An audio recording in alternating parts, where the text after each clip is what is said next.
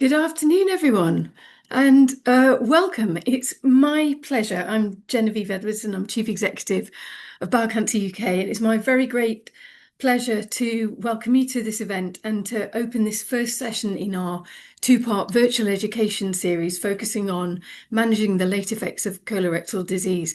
We're delighted to bring together such a multidisciplinary audience: colorectal clinical nurse specialists, endoscopists, radiographers, because it's only through this kind of collaboration that we can truly improve long-term outcomes for our patients. As you all know, as survival rates continue to improve, more people are now living with the lasting physical and psychosocial effects of colorectal disease and its treatments. And these late effects, whether they're functional, nutritional, quality of life related, can be complex. And they don't all sit within the boundaries of any one profession. So today's session is not just about sharing knowledge and building confidence. It's about strengthening the connections between our roles so that we can better support patients beyond the acute phase of care. So we'll be hearing from experts exploring practical approaches and learning together. And I hope it will be thought-provoking and above all relevant to your daily practice. So thank you for taking the time to join us, and thank you for the vital work that you do. But before we get going, I've got a little bit of housekeeping to attend to. So if you could, please use the chat button at the bottom to introduce yourself. Tell us who you are and where you're joining us from. Let us know what you found helpful or interesting from the session. We really do welcome feedback because that's how we learn and we can improve sessions in the future. This event is being recorded, and we will email you the link to the recording as soon as it's available so that you can revisit all the information shared this afternoon at your leisure. And if you have any questions for our speakers, please do use the Q&A box at the bottom of the screen and not the chat for the questions. So the Q&A box, they'll be seen by our speakers, and we might not be able to get through all your questions today, but we will certainly try and cover as many as we possibly can. So it's now my very great pleasure to hand over to our first speaker, Jan Bornschein, who's going to give us an overview of the late effects of colorectal cancer. Now, Jan's a consultant gastroenterologist at John Radcliffe Hospital in Oxford. Jan trained as a gastroenterologist in Germany, where he was also in charge of systemic treatment of patients with GI cancer. He moved to Oxford in 2017, where he now holds a split position in gastroenterology and oncology. A special focus of his work is the care of patients with short and long-term side effects of cancer treatment. Welcome, Jan. Thank you, Genevieve, for the kind introduction, and also thank you very much for generally inviting me to give a talk here about this important topic. There is as you all know, there's a lot of traction and now interest in that topic. That's growing more and more as a field within gastroenterology surgery and also in oncology with regards to the whole survivor aftercare part that's often a little bit neglected still. So I'm very excited to be part of this session. So I was asked to speak a bit about the views here from Oxford about the long-term side effects of cancer treatment. Obviously, focus on bowel cancer treatment. I need to sidestep this a little bit here and there because obviously it's these things that I will discuss with you are not entirely specific to what happens in bowel cancer. There are some other examples that I will bring up too, but I will try to round it all up in the end. I forgot to add a conflict of interest slide, but I don't have any conflicts of interest, so I have no industry ties or anything, and particularly not to this topic. So I will talk a little bit in the next good half an hour about the overview, like where is that all coming from, what are the mechanisms that are involved, but then especially to give you a bit of a flavor on the clinical management on the gastroenterology side of the issues that can arise and how these can be tackled and what the main focus should be when talking to individuals who have these troubles. And when I mentioned here at the bottom, referrals and summary, this is just our local pathway that I want to introduce you to, like how we have the system set up currently here in Oxfordshire. So let me go straight to it and give you a little few words about the overview and background in that field. So as just introduced, why is there a need? Because treatment's getting better.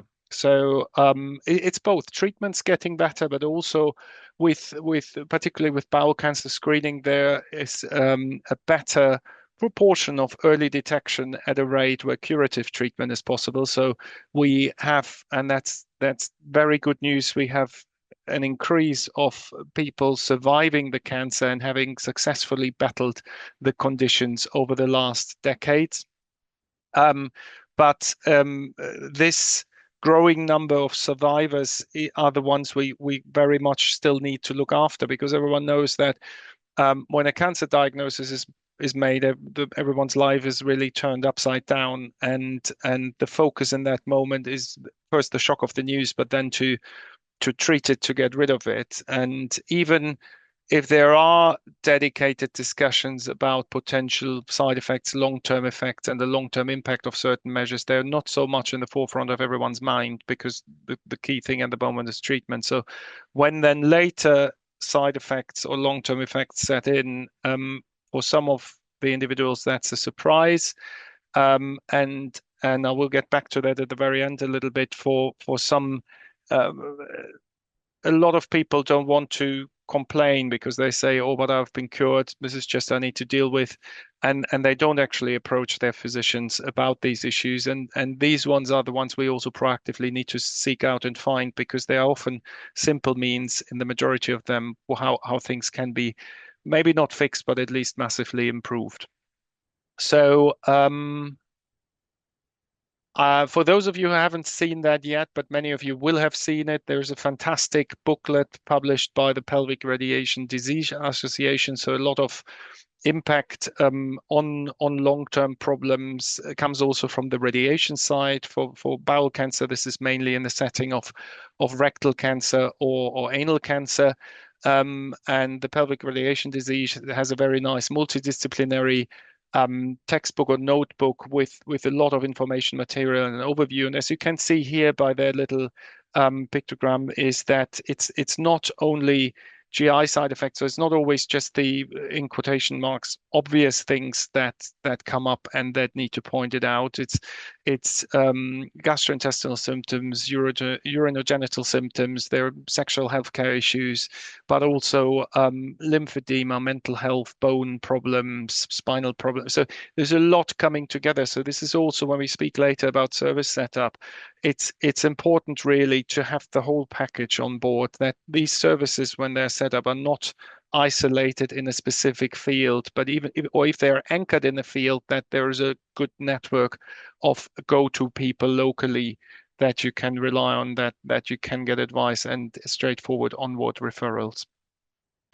So to start off with, as I said, there's a bit of a focus on radiation effects, but I talk about the other bits as well. When you talk about pelvic radiation effects, then the majority of symptoms occur either during the radiotherapy, let it be adjuvant or and for most of them, or in a palliative setting, or also curatively for some of the anal cancers, or within the first weeks of radio or radiochemotherapy. The peak symptoms are then in the months after, but often within the first 12 months, symptoms can improve again. So you have a kind of a little wave where they kick in and can be quite debilitating and excruciating, but that very, very often it doesn't stay like this. So the first 12 months are a period where one needs to get involved with symptom easing measures, but sometimes you can also sit tight and just wait it out a little bit, because often it gets better. However, there are still persistent effects in up to 90% of those treated, and out of these, 50% will have a significant impact on quality of life. We talk about the symptoms in a moment, but it's just the usual ones that keep you from doing your normal, carrying on with your normal daytime activities, makes you afraid to leave the house or interact socially with others. So there is a significant impact, and this is something that needs to be tackled. The effects can be quite variable from individuum to individuum and can be appear random in their appearance or in their intensity. But there is some link to the entity treated. So, for example, symptoms that come after anal cancer treatment are those different if we talk about pelvic radiation therapy compared to those after prostate cancer or those after an endometrium cancer, for example. And that also links in with the radiation field. So it's very helpful, for example, sometimes to liaise with the radiographer and say, okay, what has actually been treated? What organs might have suffered there as well? So the main problems that we see from the gastro side are radiation-induced proctopathy, often called proctitis. Proctitis indicates an actual inflammation. It's not so much that, it's more a chronic process. I come to that in a moment. There can be ulcers that can be quite difficult to treat because you get also wound healing problems in that area. Anal strictures and obstruction. There can be fistulation from the bowel in adjacent structures, including the bladder, the vagina. I had one with a prostate fistula, which was quite gruesome and impressive recently.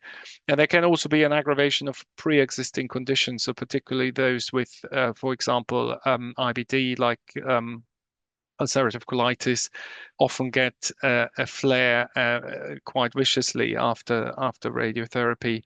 And there's generally, when you look at management recommendations, there is not what, let me rephrase that. I was about to say there's not much out there, but there's a lot out there, but it's not structured. There are often in the literature no uniform definitions, and it's a bit going from A to B, and it's sometimes difficult to see what you can rely on. So I also will touch base on that in a minute.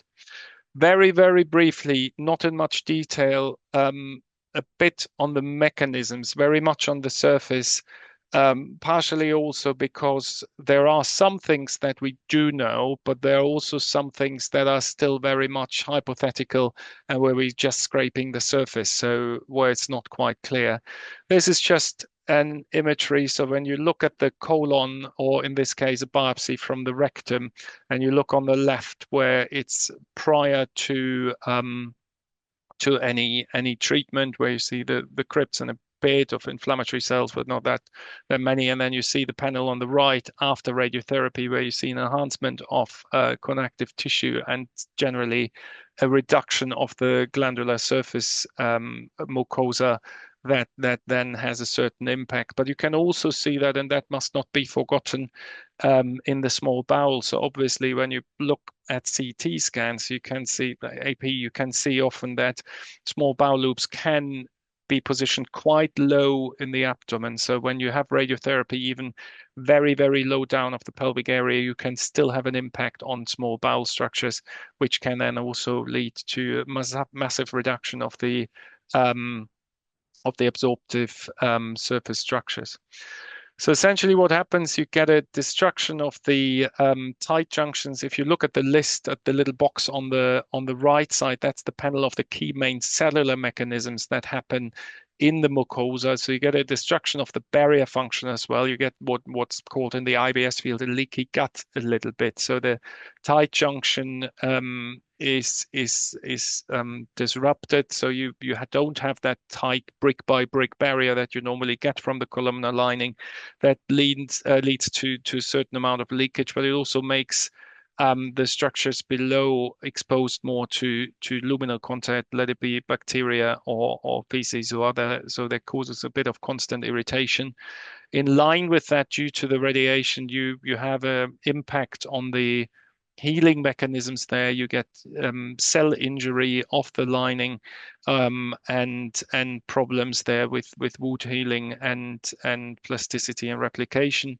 You get cell injury of the local blood vessels. So obviously the tissue there wants to repair itself and build some new blood vessels to get material there for the repair, but they're not structurally sound, so they're wrongly programmed, so to speak, and can pop more easily. This is where the issues with bleeding are in parts originating from.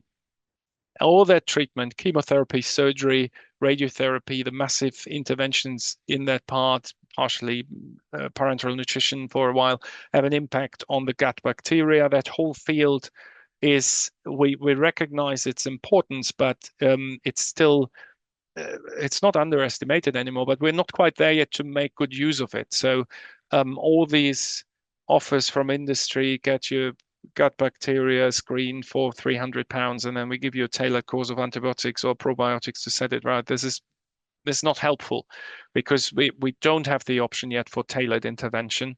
But it's useful to know that this might play a role, and I, again, come back to that in a minute. And stem cells for replication might also be impacted. And essentially, I don't want to bore you with all the molecules, but as I said, put this in quotation marks, the lining, there is a picture like inflammation. Everything is quite raw. There's some mucus production. It's all quite irritated. You get scarring in the mid layer because you have an increase of the connective tissue. So everything gets stiffer. That's an element which massively contributes to urgency. So normally your rectum is quite elastic and can stretch out. So when content arrives there, you get the signal, oh, I need to go to the toilet at some stage. Might be time to find something. But when it's not elastic, then it cannot sit there or go anywhere because it's a stiff tube. So when you get then a signal that triggers, oh, stuff wants to come out, then it has no other way than actually coming out. So this is where what contributes also to the urgency. And we talked about the 40 blood vessels that contribute to bleeding. And surgery obviously contributes to that as well. So there might be just the effects from the radiotherapy. There might be just the effects from the surgery. And as you can see, the bottom left, you might have, with the red arrows, you might have also an overlap from both factors. So surgery in particular, I know our surgeons are very diligent, and methods have massively improved with regards to the invasiveness and the accuracy, but there is always an issue with denervation. So you always cause some damage to the nerves in that area from the top, so to speak, but also there's obviously some disruption also of the clockwork mechanisms that affect both propagation, propulsion of bowel contents, but also the mechanisms that lead to bowel opening simply by taking a part out and creating an anastomosis. So you cannot expect that everything works like it did before. As mentioned with the radiotherapy, also particularly after rectal surgery, low anterior resection syndrome is the key headline here. There is an impact on the reservoir function and the evacuation of the neorectum. There's just, even if you create a reservoir, it does not function as well as the original rectum would do. And it's both the motor neurons and also the afferent sensory loss that disturbs the feedback mechanisms for the clockwork mechanism of bowel emptying. And that also can have an impact on the anal sphincter function. That can be impacted both ways. So the sphincter might be a bit spasmodic and be too tight and cause some kind of very end obstruction in a way. Or it can be too loose and not function properly anymore, which can cause some anal leakage and urge incontinence. And then obviously, any kind of transient stoma has an additional effect there, or diverting stoma, because you kind of detrain your bowel, so you also do not facilitate reprogramming in that section. Clinical management. So I just want to briefly talk you through our algorithms here in Oxford, which are essentially matching last year's guideline on that topic. On the key symptoms. So is a document I would like to highlight that we published last year after a few years of working on it. And this is indeed globally the first comprehensive guidance document on issues of essentially gastrointestinal side effects of cancer treatment. This refers to all kinds of treatment, including surgery, including radiotherapy, chemotherapy, and it refers to both acute and long-term side effects, but only gastrointestinal side effects. All the other elements are not treated here. But if you want to get a starting point with your patients, this is often a very good, helpful reference work.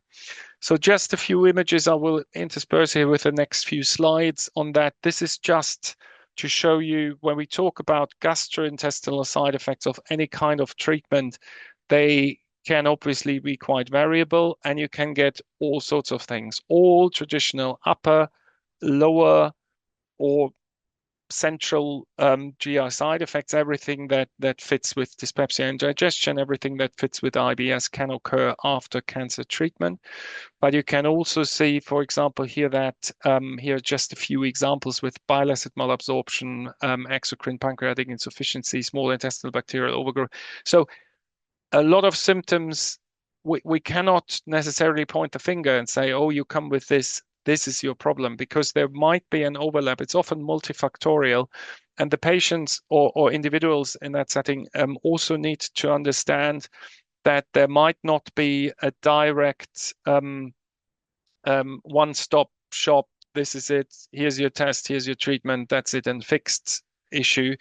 It will often, or in the vast majority of cases, it will take a lot of back and forth. So you might get someone from feeling okay 20% with the first step to 40 or 45%, but then you need a second step where you get them then to 50%, and then you just need to build up on that. So you need to have your strategy depending on where you start from, in which order you work on that. And there's a lot of tests out there. Some of them you will have at your units or your hospitals, and some of them might not be available and might be a bit more private care thing.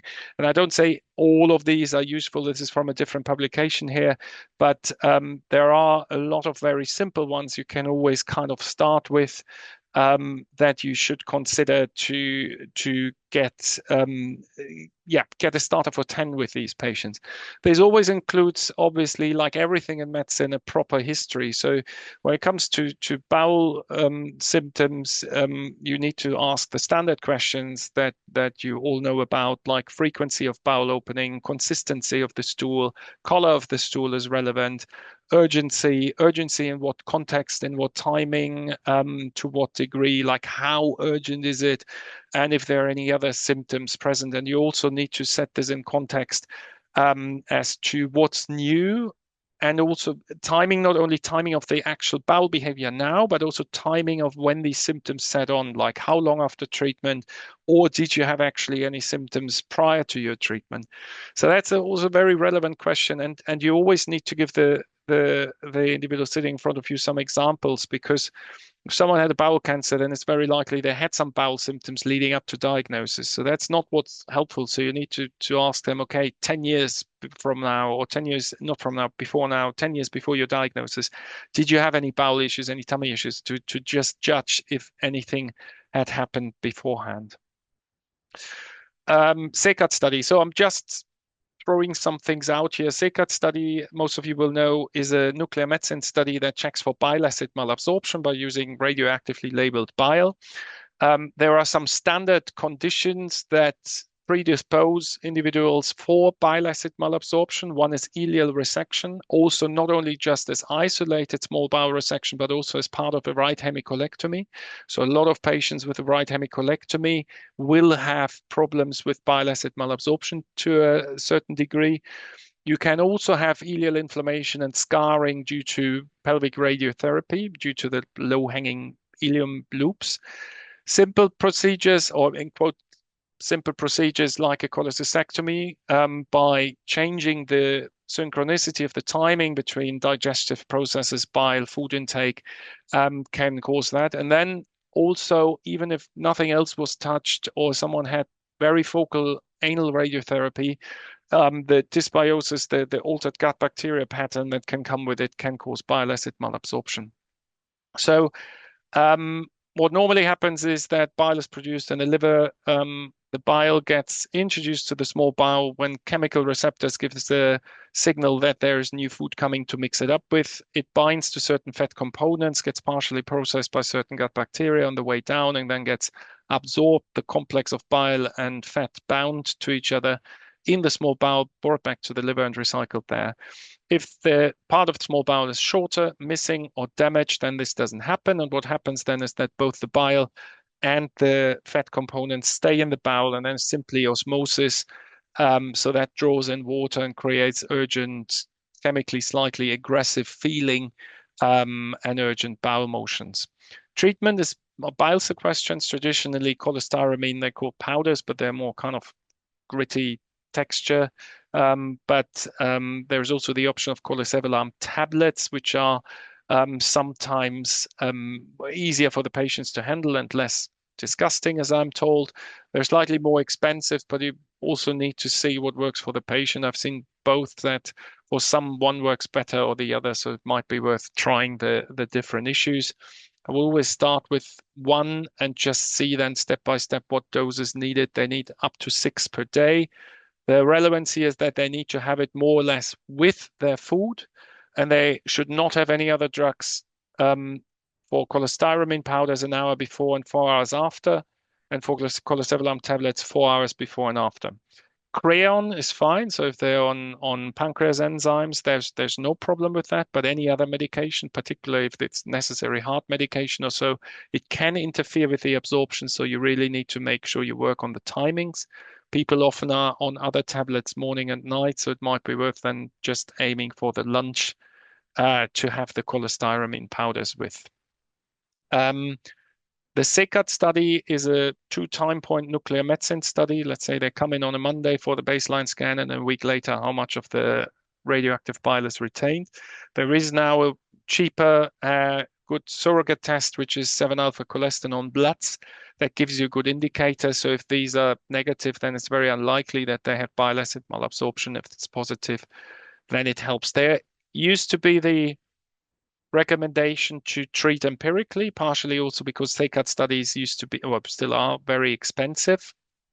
In these complex post-cancer treatment patients or individuals, I would always go with a test, because you cannot rely in this multifactorial condition on empiric response. So I would always do one, and if you have a chance to either have it available or make it available at your center, then these blood tests are a good compromise to throw in. Diarrhea and urgency. So how do we deal with this here? What are we doing? So if there is a previous history of GI symptoms prior to the radiation or surgical treatment, that means diarrhea, urgency, or bleeding. And if the patient never had a colonoscopy, then we usually aim for one baseline colonoscopy just to rule out if there are any other issues. Otherwise,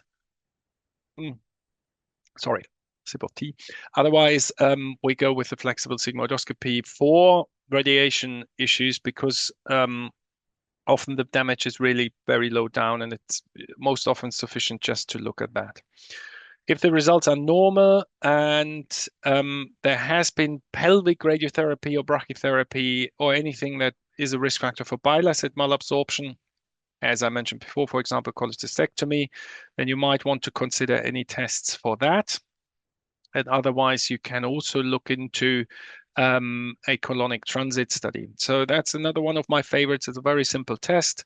People get some markers to swallow for a week, and then one planary X-ray to see where the markers are. It's quite crude, but it gives you a good indicator if there is slow transit. So you would be surprised that people, even with half of their large bowel missing after a hemicolectomy, can have problems either with generalized slow transit and segmental delay. And if the problem is that, and they have rather an overflow condition, then the treatment would be dramatically different. So it's often also helpful to do that. I don't know if you can see the full slide, because I cannot on my screen, but that's okay. So they're just different treatment options. I've mislabeled it here. So if it's radiation proctopathy, I will go through that again in a minute. Often the first step is to treat from the top. So not so much, because the changes in the rectum are chronic, so you might not be able, or you will very likely not be able to fix these. So what you need to do is you need to optimize the bowel regulation from the top to put the patient in a situation where what comes down is more regulated up front. In a vast amount of individuals, this is often fluid management. So particularly here in England, where everyone drinks 6 cups of tea but no water, you need to. They they usually hate me for that, but then they start liking it when they know it works.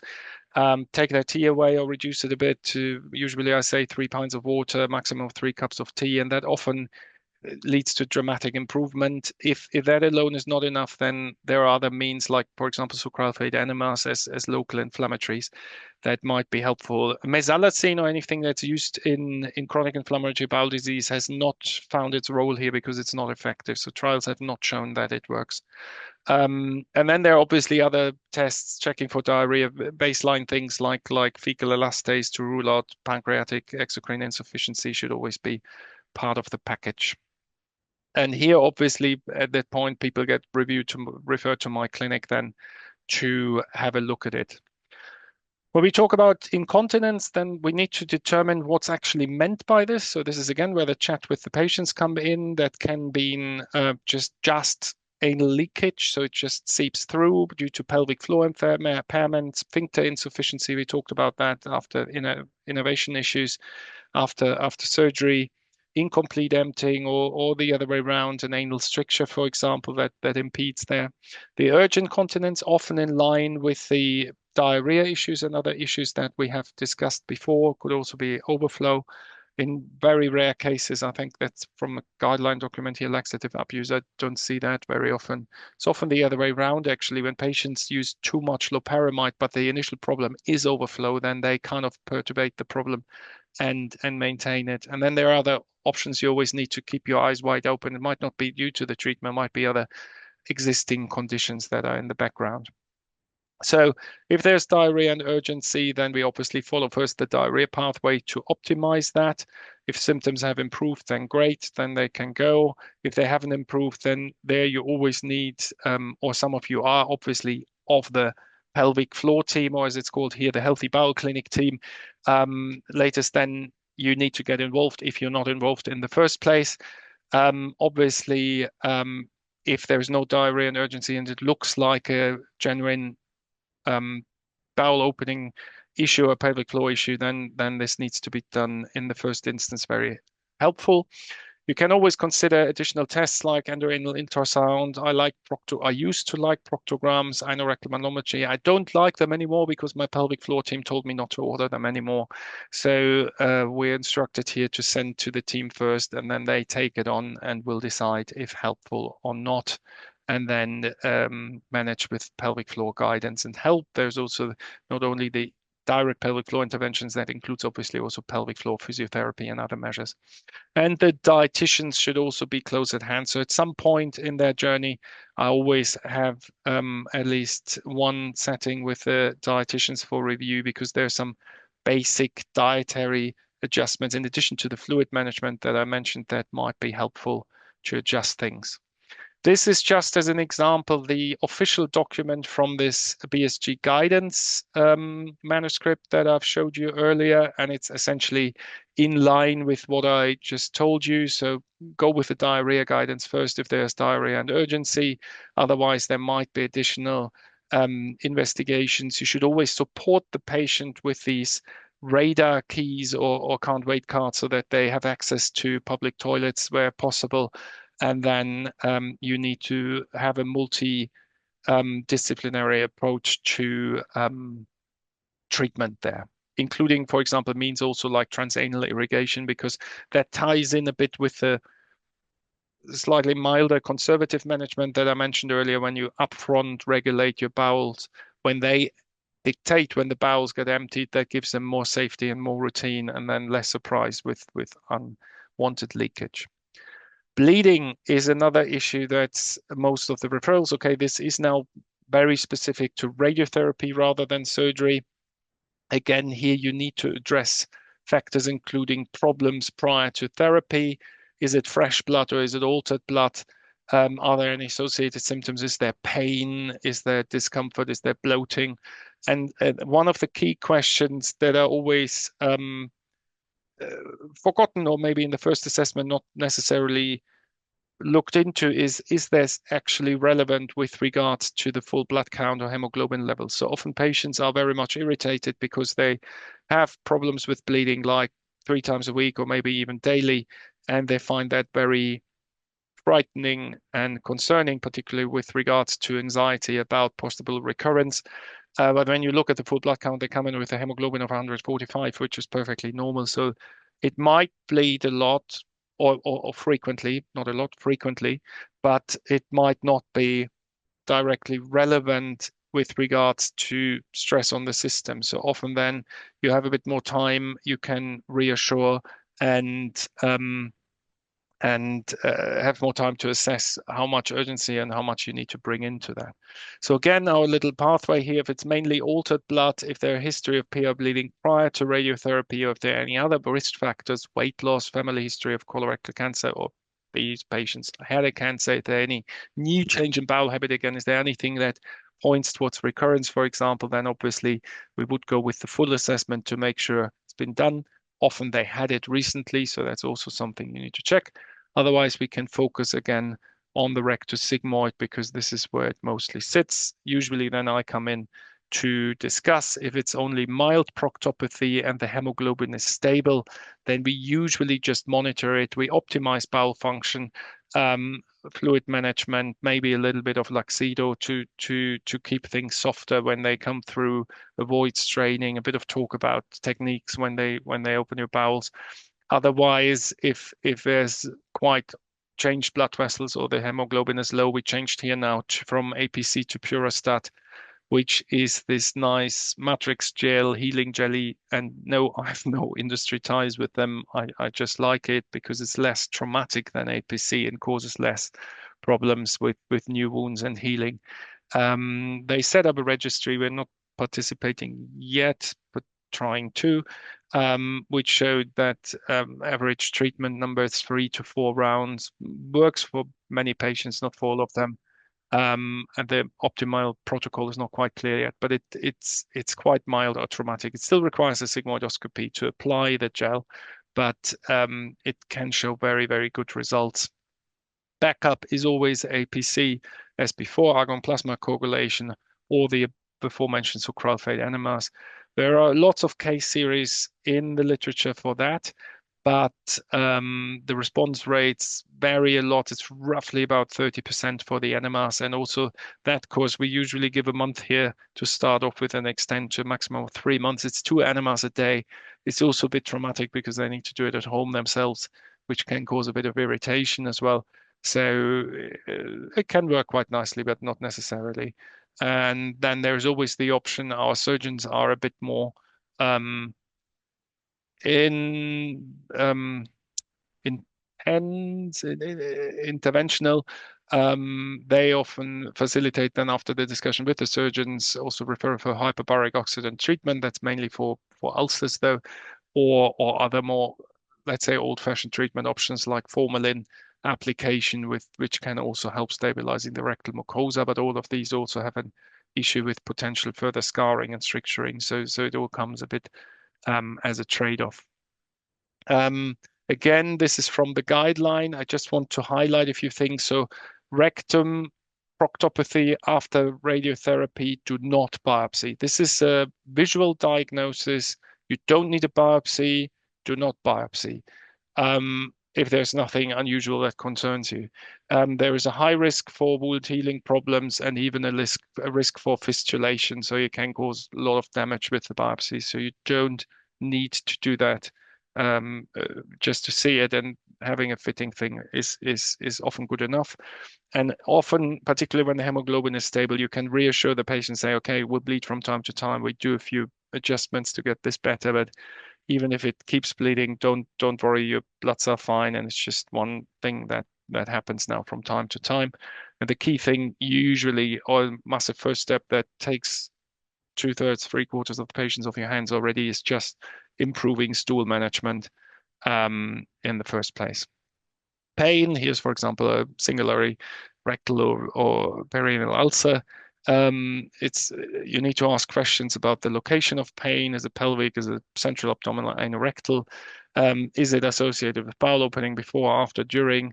When did it start? Did it get better? Did it get worse? What's the timing? Is it sharp? Is it dull? So the usual questions you would ask around pain.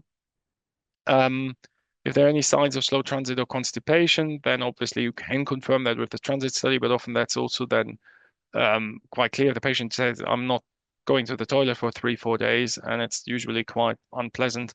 Then you obviously in that setting you don't need a transit study because you know they are constipated. So fluid intake, low dose Laxido, 1 to 2 sachets per day, often okay. Otherwise, I will see them. You can consider additional options. So if it's a very focal anal pain, you might want to do an anal ultrasound or a anoscopy to have a better look there. MRI pelvis to look at the adjacent structures to rule out any fistulation or anything. And obviously, at some stage, or if there's no constipation early on, or it's been done recently, a flexible sigmoidoscopy. If that shows anything like proctopathy, a polyp, a fissure, an ulcer, then obviously onboard management and referral to the respective team to manage that further. As I said, don't forget options, fistulation, strictures, obstruction, or simply gas sitting in the wrong area. So there's a lot of things just to talk through and see what happens.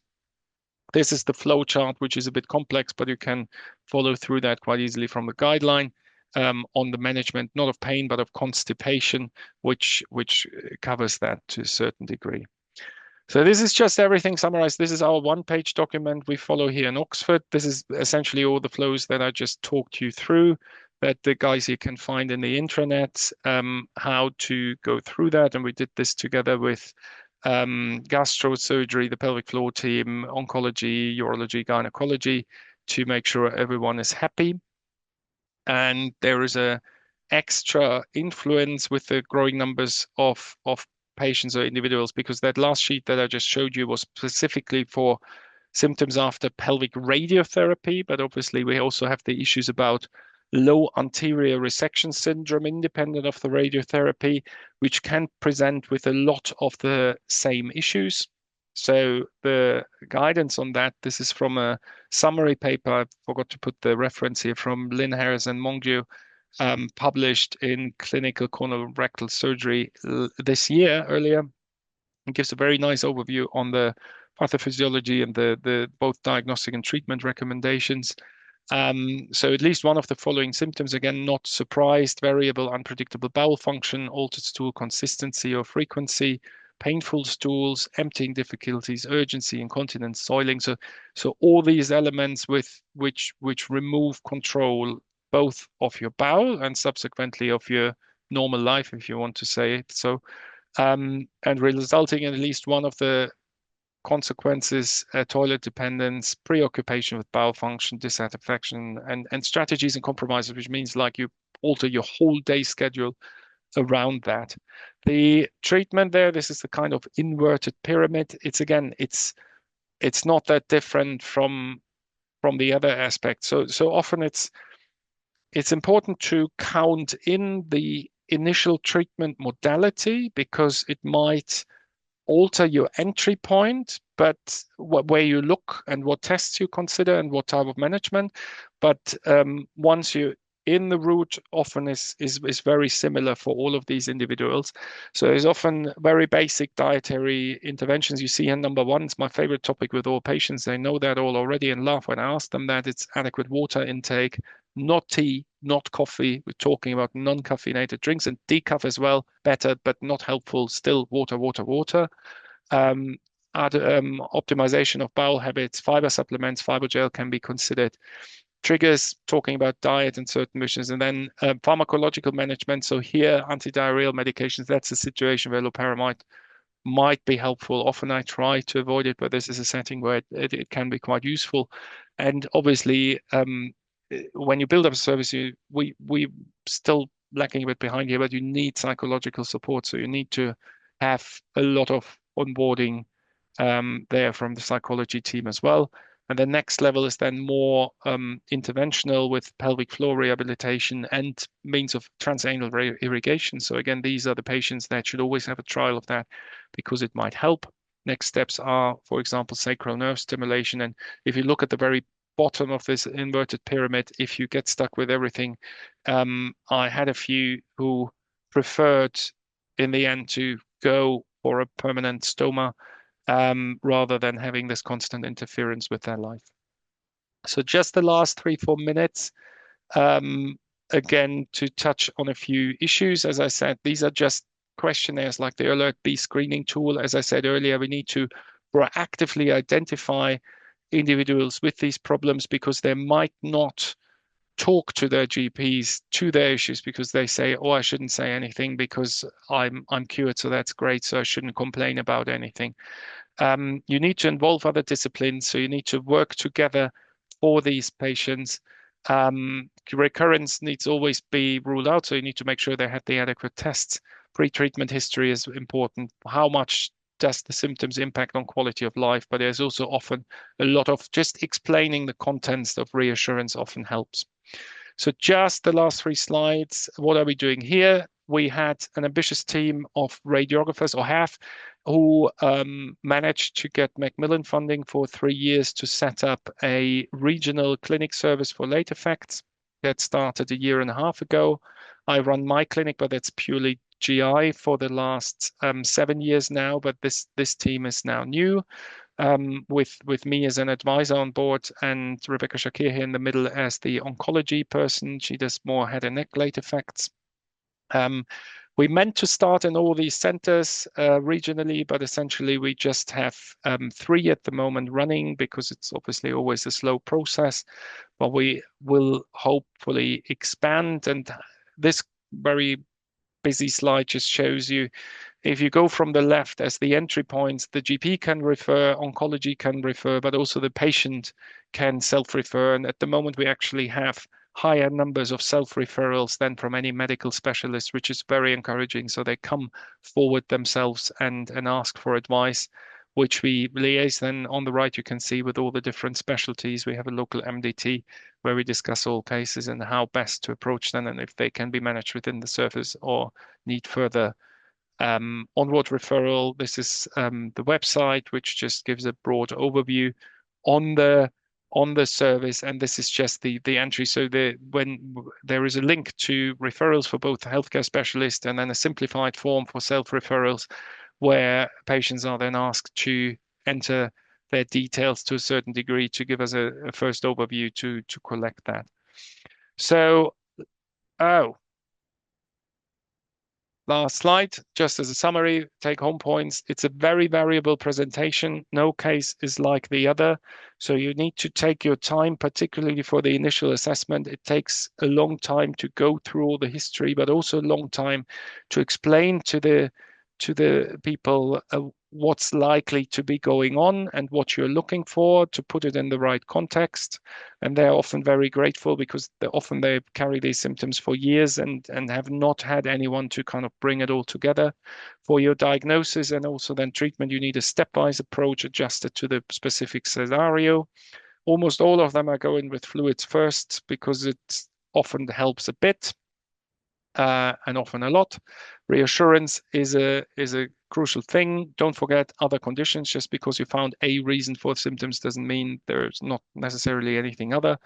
And hopefully you can build up a late effects team locally. So that's from me. Thank you.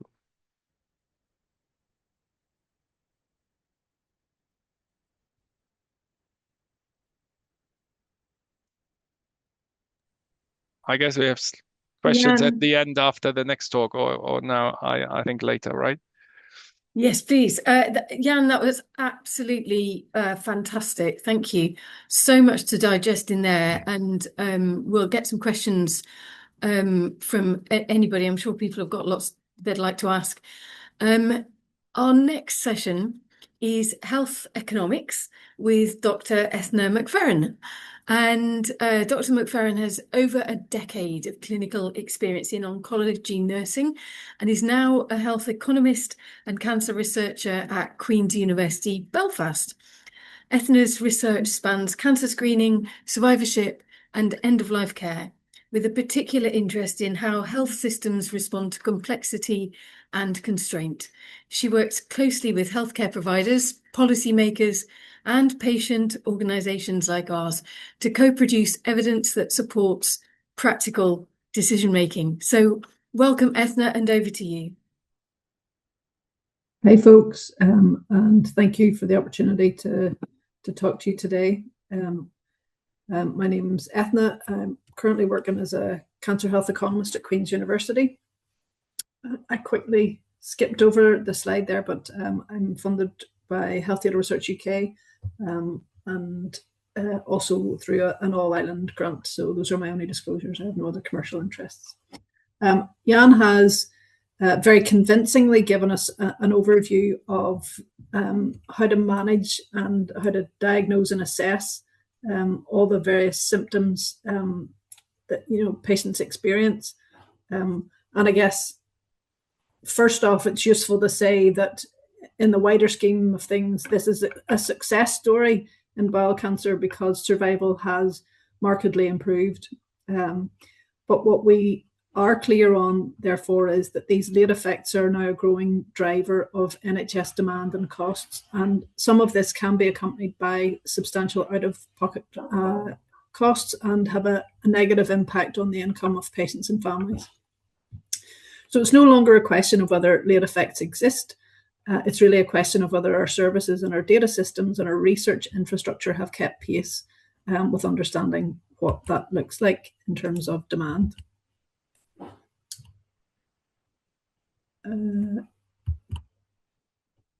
So why it matters. What we understand from the existing information is that we have over 50,000 people diagnosed with bowel cancer each year. More of these people are living longer after treatment. Estimates suggest around 230,000 people are living with colorectal cancers. And this rising prevalence has long-term consequences, where the NHS faces this dual challenge of sustaining survivorship, but also maintaining efficiency. And historically, our attention is focused on diagnosis and surgery, chemotherapy and survival, but increasingly the challenge lies in what happens after the end of treatment. So on a human scale, when we talk about late effects, we're really talking about everyday consequences. As Jan has very clearly and comprehensively described, there are a range of bowel dysfunctions, neuropathies, sexual dysfunctions, stoma complications, fatigue. But these complications aren't rare. In fact, they are quite common features of survivorship. And as you'll see here from the smattering of data that I've pulled together, LARS tends to have some of the most comprehensive prevalence across disease follow-up, with up to 56% of people experiencing bowel dysfunction of some sort, with up to 30% having a moderate and severe disease impact. So with that being the case, I think it's very clear that we do need to design and develop services that help support people. And every late effect has a service footprint. So for example, in bowel dysfunction, as you've seen, there are a range of gastroenterology service impacts, imaging impacts, bile acid therapies, and these in effect have outpatient and diagnostic service demands, blood tests. There's also appliance and supplies, community and prescribing budgets attached. There are also issues that Jan didn't touch on in terms of long-term rehab or medications attached to sexual dysfunction or other urinary dysfunctions through the pelvic health model, and other unseen complications like falls, and as well as the psycho-oncology impact. And the challenge is that these costs are dispersed across the health system. So in some ways, we are seeing that healthcare is somewhat fractured in the way that we can try and identify it.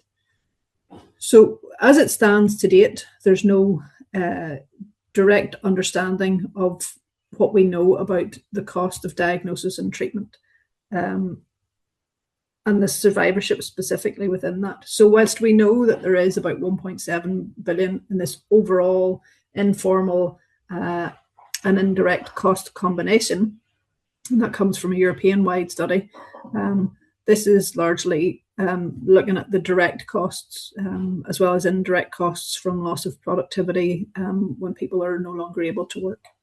But the survivorship aspect specifically is quite difficult to pick out. So as you see here from this European figures, the costs of direct healthcare are typically the largest driver amongst most of the information, but there's also a significant proportion of other costs attached to informal care, mortality effects, and the morbidity of living with late effects. If we could skip on. So this attributable cost then has not currently been estimated in the UK. So I kind of, last year when Bowel Cancer UK initially asked me to think in this area, did some squirreling, I guess is the best description, to try and understand where the cost of survivorship and late effects might sit. So this isn't an actual measured estimate, but it is an attempt to triangulate the potential scale of survivorship expenditure using the best available evidence. So this isn't an exact number, but if you can skip back, sorry, but it would show us that around 213 million pounds, or 12% of the total UK colorectal cancer spending, is attributable to late effects based on that non-medical, direct non-medical costs. But the societal costs can reach up to 246 million, or around £1,000 per year for those in survivorship. So survivorship isn't likely to be economically trivial. If we can skip to the next slide.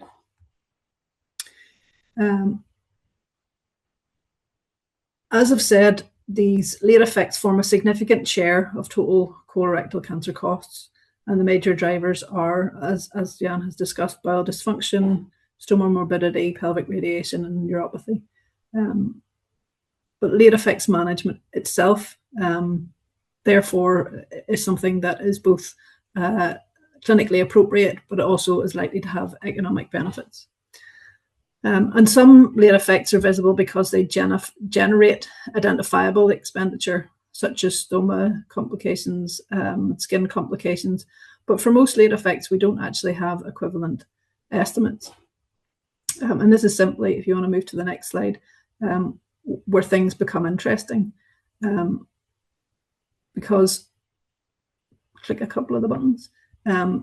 Whilst we know that our stoma and appliance costs themselves, sitting in a separate budget, typically from public GP prescribing, can reach up to 270 million, and peristomal complications and other significant cost. What we aren't able to see clearly, if you want to skip to the next slide, and this is where things become slightly more interesting,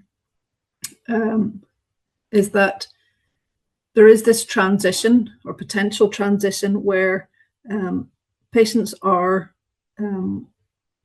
some of the cohort are definitely, in late effects and living with ongoing complications of their survival, but some patients, a smaller cohort of patients, are potentially transitioning to end-of-life care. And in this context where unscheduled and unplanned care occurs, it is much more difficult to sort of unpick that blurry boundary between survivorship, recurrence, and progression.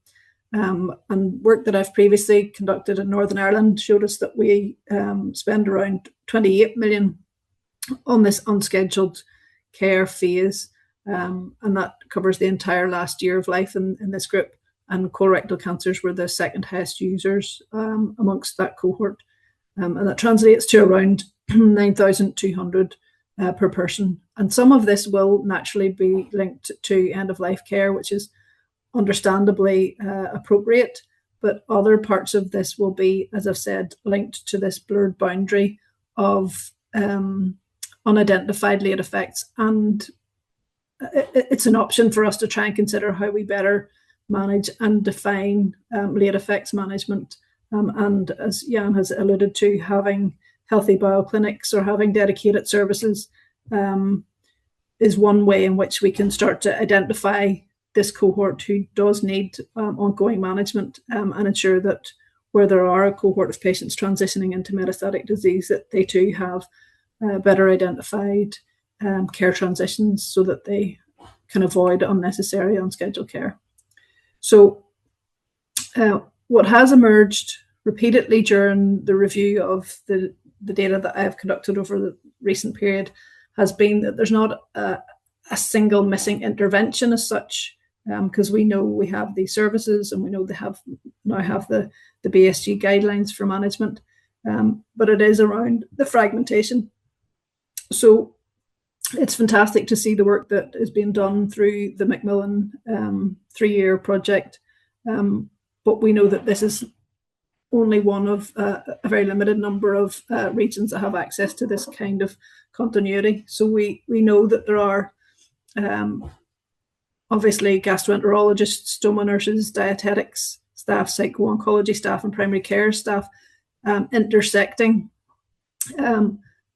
And concerningly, for many of the rest of the parts of the UK, nobody owns these late effects. And as such, when nobody owns it, it's difficult to measure and it's even more difficult to cost.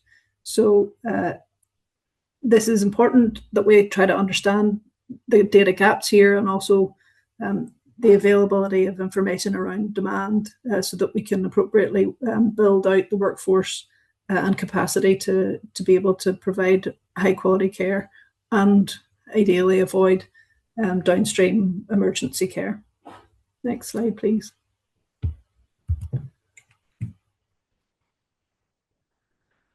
But one of the most surprising findings was not what we found, but it was what we couldn't find. So we know inequalities exist throughout the cancer pathway, both from diagnosis right through to survivorship. But we know almost nothing about the inequalities and late effects. If we click again there, sorry. So I think for me, this is one of the areas where I think we should be more mindful in the way that we collate and curate information. LARS is perhaps the best example of the wider challenges. As I've said earlier, we can expect to see about up to 56% of patients after a bowel cancer experience in LARS. So it is common, in fact, impactful, and therefore likely to be costly. But we know, as was comprehensively presented, that interventions exist. And from an economics point of view, we still don't know the true national economic burden. So LARS, as I've said, is significantly affecting quality of life, system cost, and we know that there are evidence gaps.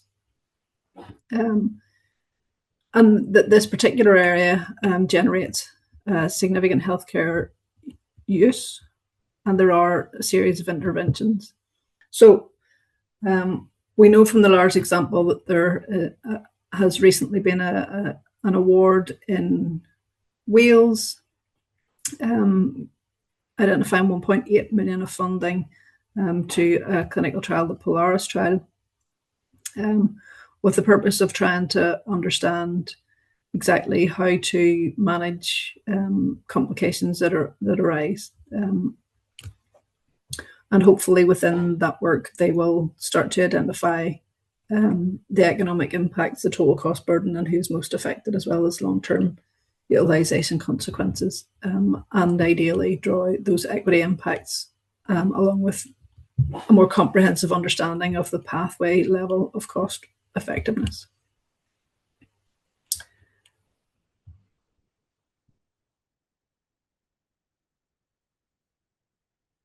if you want to skip ahead. So, as I've suggested in relation to LARS, the annual incidence, if we suppose that there are just shy of 9,000 patients per year, and of those, 25% develop major or persistent complications, then the estimated additional cost per patient for ongoing management is likely to be around £5,000 per year. And when you scale that up to the proportion of the child 9,000, that's an impact of around 10.9 million per year of additional healthcare costs alone. And the indirect costs then multiply additionally, given a potential for an up to £20 million of total burden. So as I've said, what's clear from the clinical management pathways is that we have a major cohort of people who are experiencing survivorship. We have a somewhat unknown scale of problem, but we do have persistent presentation of patients with complications and late effects. We have semi or somewhat unstructured follow-up pathways and continuity of care. But we do know that regardless of the extent to which we can quantify this, there is an economic impact across our services. And ideally, a more structured approach to delivering specific services where we've used the tools like the alert tool to identify and follow up patients, we might more easily develop a comprehensive approach to the effectiveness of our services, as well as then the cost effectiveness of our services. If you would click on one more. So for me, the gaps, I'm always minded about please mind the gap. There are some gaps in terms of, whilst we have the LARS study, we have limited information on the burden of anastomotic leaks. And there are, I guess, concerns about whether we are adequately then remunerating for those on the basis of the way in which we report our information. So all of this is to say that studies like Polaris are vital and will help improve our understanding of the way we provide care. Let's skip forward. So one of the other things I just want to mention up before we wrap up is that there are some other EU and global perspectives to take into consideration. There is a new late effects digital solution being considered in terms of young adults using digital and AI platforms. We also are starting to see the potential role for more personalized tailoring of prevention, as well as the use of AI in screening programs themselves. And so what we are starting to see is that data is increasingly involved in the way we design our services, and AI tools are becoming increasingly adopted across a range of providers. And they may help us more easily delineate where late effects occur and the corresponding costs, but they'll also give us the opportunity to be more agile in the way in which we respond to patients' needs. And I was particularly interested to hear about Jan's initial take-up of the Macmillan project, where there was a significant number of self-referrals. So to me, this speaks to existing service gaps and the need for greater coordination, referral networks and survivorship clinics to help us make sure that we are meeting the needs of patients as they live with and beyond cancer.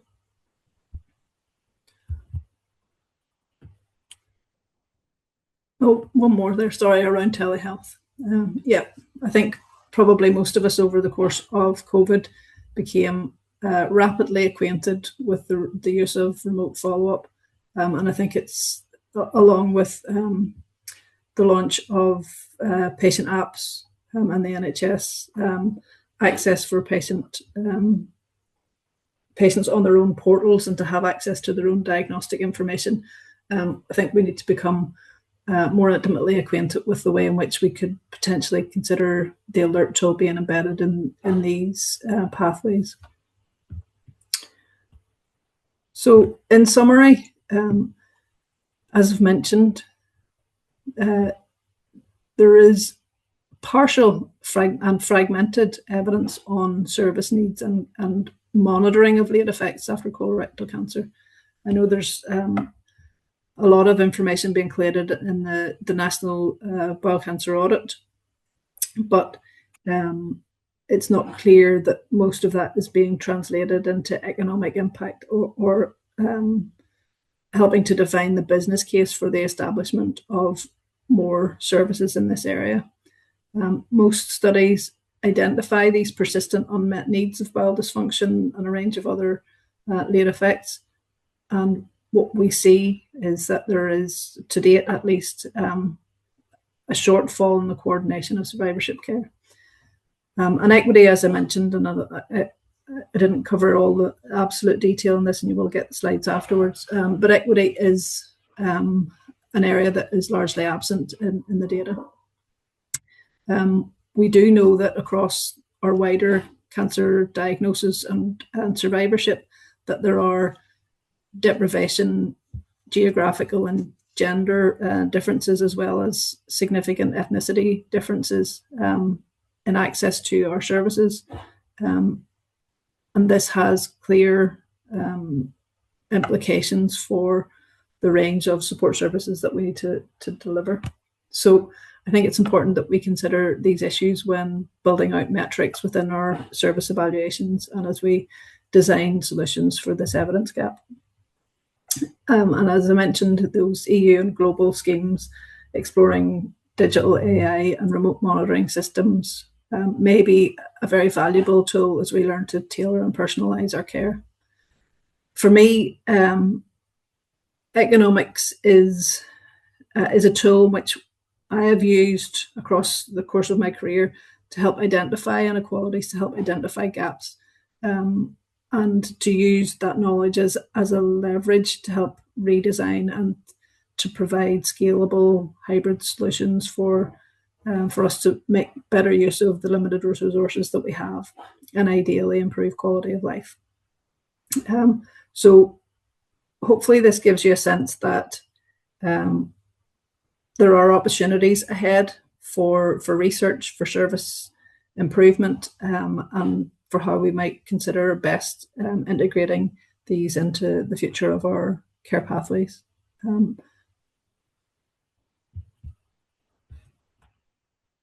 think that's my last slide. Oh, I have one more clarion call. So late effects are, as I've said, predictable, prevalent, but modifiable. And whilst I give a triangulated approach to the costing, this does suggest that it is both clinically ethical and economically sound for us to do so. And if you're minded towards research, there are gaps in terms of our understanding of equity, cost effectiveness, and the agility of remote and AI supported systems. But what we should always have as our outcome in mind is the enhanced quality, equity, and sustainability of our services. So proactive care for late effects is not an add-on. It is, for me, the completion of cancer care. That definitely should be my last slide. Thank you. Happy to take questions, and sorry for the technical hitches there. Ethna, thank you so much for that. And I think we still have Jan with us as well. Really, really fascinating exposition of why this is so important. We do have a couple of questions. The first one, I think, perhaps both of you would like to tackle, which is, if we were trying to set up a service to manage the effects of treatment, where would you advise us to start with funding? I'm happy to take a first thought at that. Probably for me,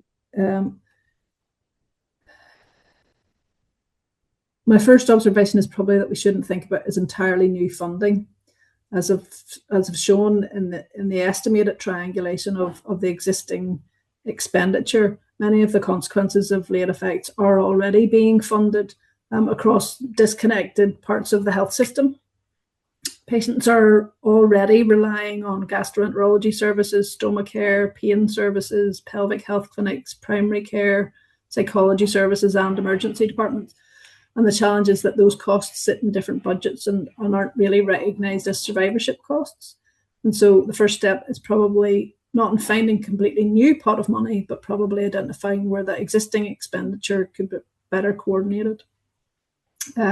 So it's interesting that the Macmillan work is attempting to upfront fund some work in the Oxfordshire area. I think what will be really useful is the evaluation of that service redesign to understand the scale of the need, but also to understand the value then of that in terms of reducing admissions, reducing investigations or duplication. Because the economic challenge at present is that we don't have a sufficiently robust pathway level evaluation to confidently quantify the return on the investment. And that's indeed the key problem that we see here as well. So it's exactly what you said. So here it's just several services that grown together. So my hybrid position, which I believe is quite unique in the UK, with me being 40% oncology and 60% gastro, was born out of a personal interest, also with me being mainly oncologist back in Germany and having seen in my general gastro clinic a lot of oncology late effects patients on that side. And then there was the incentive to build that and co-finance that. We have a pediatric young adults or transitional late effect service from the head and neck side and from the young adult side. There's some interest there. And then we had the radiographers who didn't even know about me, although I did my clinic for several years, when they started their initiative together to investigate with Macmillan what the options were and bring it on board. But this is exactly that. You need to look what like-minded people you have locally there to build your network up to kind of try to integrate that. And we're just tackling the issues that Ethna you have just mentioned, because that Macmillan runs for 3 years. There was an evaluation by the Thames Valley Cancer Service here, but they evaluated the first 3 months where we had no referrals and there's nothing to build it on. So there was, apologies if anyone is here from that, it was completely pointless. And we are now trying to put together our bid for commissioning this once the funding runs out next year to continue with the work, because it gets taken up, but it's incredibly difficult to demonstrate with hard values like the NHS wants it, the value of the service, because there are no key pathways, as Ethna said, and outcome mediators. So this is the other plea for everyone who wants to set it up. You need, as one key pillar, think upfront when you set something up, what data you collect prospectively to show your worth.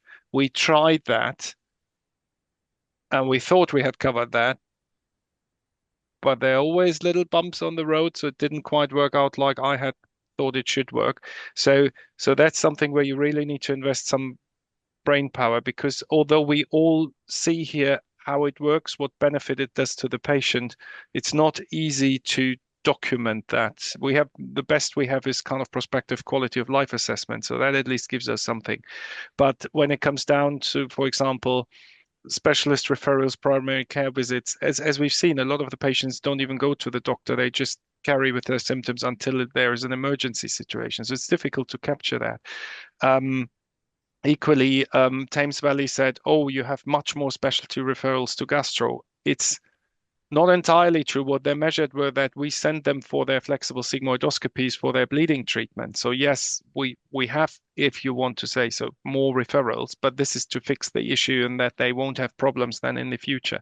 So it's the balance there also, and it's very difficult. Where to start with funding? You need to explore your existing structures and networks. You need to have a prospective data collection plan. You might need to do something more on the side out of your primary interest for a while to collect these data, to have the grounds then to make a business case. So you might need to do something in your free spare time, if you want to say so, to build the basis to then take that forward. Macmillan is always an option, but they might not do that very often or everywhere. So the best way is to set something up as a kind of hobby, collect good data to then convince commissioners to go forward. I don't know, Ethna, what your point of view is. I think there's some sense that data is under available for some of these issues. In looking into this myself, I think there are maybe ways in which we could start to create data linkages. So, for example, in relation to the National Bowel Cancer Audit data, there probably are ways in which we can, create more longitudinal perspectives of demand and prevalence. I think what your challenge is that when you've got this potential service to then evaluate, if you haven't had good baseline data, you don't know what the difference is. Yeah. So there are some methodological approaches like difference in difference assessments that you can do. You could consider using a non-local control group. So you could potentially consider an adjacent area where the service is not currently running and try and understand the scale of their unscheduled care use, the scale of their referrals. But I think the biggest challenge here is that in some instances, it's very difficult to assess what hasn't been done and the burden which patients are often living with in an invisible way, where they've perhaps historically been told that's just something you'll have to learn to live with, and then they underreport things, or the significance of some of the complications has become diminished. But I think as a pattern we're moving away from that. I think what your work and the BSG guidelines have shown, even though they were first published in 2025, there's a long cohort of people who've lived with this condition prior to that, is that we've had these semi-structured ways. So we're at the beginning of really understanding and more holistically managing people. And I really valued seeing that your presentation in a lovely comprehensive way, because it showed us that the symptom is just that, it's a symptom, and it's trying to understand, is there a functional problem for that? Is it a dietary problem? Are there some other supports that need to go in? And it's a methodological problem for statisticians and others to try and figure out how best to quantify that. But I think it does make a challenging business case proposition then to try, especially where things have been underreported or undermanaged, to try and then prospectively fund for something that appears new when in fact actually has been absorbing cost from a range of other areas that isn't imminently clear. But if offline, if you want my thoughts on that in terms of difference in difference or other connections, feel free to get in touch. Well, I put already on my to-do list to email you in the next few days with some thoughts. Yeah. Thank you for that. We've just got one more question. There's another one about a breakdown. How do you get to a breakdown of what a service like that would cost? And that might be quite a tricky one to answer. Probably is tricky. It's difficult with confidence to say. But obviously, the work that Jan's got in terms of the things that the components you could estimate are the specialist nurse time, the dietetics time, pelvic floor, physio, psychology, admin support. But there is very little UK evidence comprehensively describing what a late effect service looks like, how to establish it, how to run it. I've reviewed information when Macmillan have supported, or CRUK, I think it was, possibly other funders have supported these rapid diagnostic clinics. And I think Jan's point in terms of identifying the outcomes is really important, because in mediating or changing an outcome, that makes the cost justifiable. And if you saw the scale of even stoma care alone, if you were to knock off 1 or 2% in a given region of stoma care, it's very easy to justify the time of part-time of a nurse and part-time of a dietitian and so on. Really good point. I've got one more question, which is just briefly, just quickly. So it's. I think our Macmillan service, they might be able to make this data accessible. What they funded here, how much they put into that. This ties in with the other question that was in the chat. It's when you say what does it cost to set up such a service, there are obviously vast options. There was a question here if we have nurses as well. Traditionally, because this was a radiographer initiated initiative, there are only radiographers. But ideally, you want, as Ethna just said, you want a radiographer and specialist nurse, a dietitian, psych support, a physiotherapist. So you can always start from a smaller perspective, or you go for the whole thing, and then obviously that will also vary the costs. So, but as long as you have a little butt from which you can start with, that would be then helpful to expand, because then you have the option to collect the data. Sorry for interrupting. No, not at all. Thank you for that. We've got 1 minute to for this next question, which is with a push towards personalised, stratified, and remote follow-up. How do you think this will link into picking up late effects of treatment, and how do we make sure patients' needs are met and do not go under the radar? I guess historically, follow-up has been designed primarily around detecting recurrence, but I think survivorship and late effects has become a secondary order. So the risk is not about reducing appointments or replacing them. It is, for me, about getting smarter follow-up, and these digital monitoring tools or electronic completion of self-assessments appears to be a nice way for us to maybe appropriately triage and make use of these self-directed aftercare models that have been deployed in breast. So perhaps a move away from very structured follow-up and leading with good tools to self-directed aftercare, using and leveraging these tools is a great way for us to consider a modern health system. I completely agree. I think there should be investment in this, and this should be the way forward, because this is a good way where people can be picked up and then flagged to services, or also to primary care for onwards referral. Otherwise, remote assessment. So I'm not talking now about the kind of online tools for self-assessment, but also about triaging or clinics. My clinic started end of 2019, and this was just before COVID. So I had just kicked off here when I was forced for several months to do clinics only remotely, and I was like, oh, how can I do this?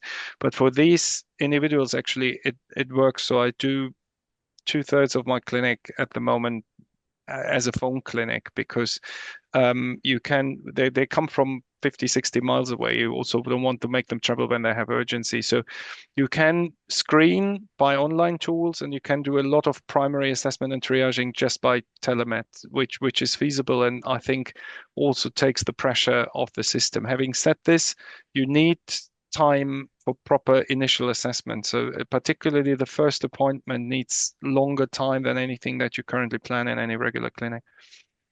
Thank you.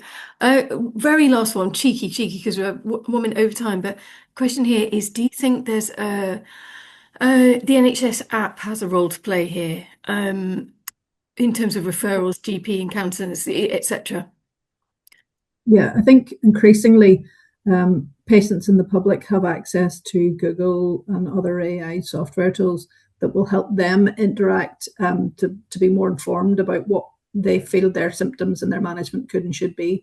I think the NHS app should be able to ideally be navigated with the likes of a step down tool if you've had diagnosis X and treatment Y. Alert B should come up as a regular refresher, sort of self-assessment tool. And I think us working closely to be able to design and build the back end of that would be ideal to support the kind of care we need to deliver here. Thank you. Thank you both. What a fascinating start to our session this afternoon. Really thought-provoking. I'm so grateful for your time. We're now going to move on to talk a bit about service models. And this session is, our first speaker is Samantha Bostock, who's going to focus on radiography. Sam is a colorectal late effects radiographer working at Gloucester Oncology Centre and leads the radiotherapy late effects service. She's worked with colleagues to develop an award-winning regional service across trusts, gaining commissioning to deliver patient-facing integrated care. Over to you, Sam. Thanks for joining us. Hello, can you hear me okay? We can. Lovely, thank you. Thank you very much for the introduction. So, as you said, I'm Sam Bostock, and I'm a consultant late effects radiographer based in Cheltenham in Gloucestershire.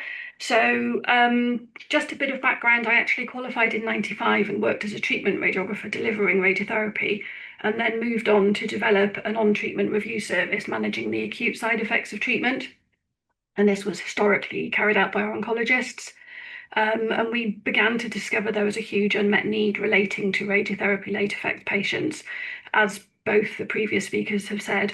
And we began to look at how we could address this. And also, just to say, I have no conflicts of interest. So today I've been asked to talk to you and give you an overview of our regional late effects service, which is looking at radiotherapy late effects rather than surgical or chemotherapy, and then cover just a couple of case studies. I also think I'm going to reiterate and reinforce some of the points from Jan and Ethna as well. So hopefully this will follow on quite nicely. So I wanted just to talk to you about how we got to where we are and how we started, and why it's a radiotherapy radiographer-led service rather than anything else. And we found that there were many people living with late effects which were not acknowledged as such. They were going unrecognised. And as we've already heard today, a lot of patients just live with, this is what we have to expect because I've had my cancer treatment and I'm cured. But also the flip side is that that was the message they were getting from their healthcare professionals and their oncology professionals. So some of my patients have been told, we've cured you of your cancer, what more do you expect? And one patient actually sat down and said that she felt her treatment had caused damage to the core of her, which as a healthcare professional who delivers radiotherapy was very damning. Primary care very rarely seem to have been recognising symptoms that were due to radiotherapy. So a huge need for this. So we started off, in answer to some of your questions about how to get funding, we started off with approaching our local oncology charity, who actually funded me just one day a week for 2 years to try and scope out what services were already available, where were these patients. And then I had a second day a week for the second year. As a result of that, we put forward a number of business cases into our local trust to try and set up some kind of service, but that failed. So we then approached Macmillan. So they very kindly funded us for 3 years, but not just us here in Cheltenham. We approached this from a more regional service model. So that included the Southwest, which is Cheltenham, Bath, Bristol and Taunton as radiotherapy centres. And we were all included in the funding to collect data and produce a report on what we'd delivered and what we'd achieved within our radiotherapy late effects service. In terms of the peninsula, which is Exeter, Torbay, Truro and Plymouth, Macmillan region didn't fund them to join us, but their radiotherapy service managers allowed their radiographers some time to join in with what we were trying to achieve. And the exception was Plymouth. Sadly, due to their reduced staffing levels at the time, they couldn't free anybody up to help. But within our funding, we also had someone who could help with data analysis and the report development, because this wasn't something that as a group of therapeutic radiographers we could do justice to ourselves. And all the way along, in all of my journey looking at trying to provide a late effects service, nobody has disagreed that it is what patients need. And I think that's just really important to take away. The people who hold the purse strings, the healthcare professionals seeing these patients, everybody agreed it was really important that we had this service, and also appreciate the impact of patients' late effects. But the data and the report had to prove cost efficiencies in order for us to be commissioned, and therein lies the difficulty. So As we've heard already, these patients do have reduced societal contributions, they have sick leave, they have marriage breakdown, they're not socialising, on top of increased GP visits, hospital admissions, hospital visits, bed stays, and A&E appointments.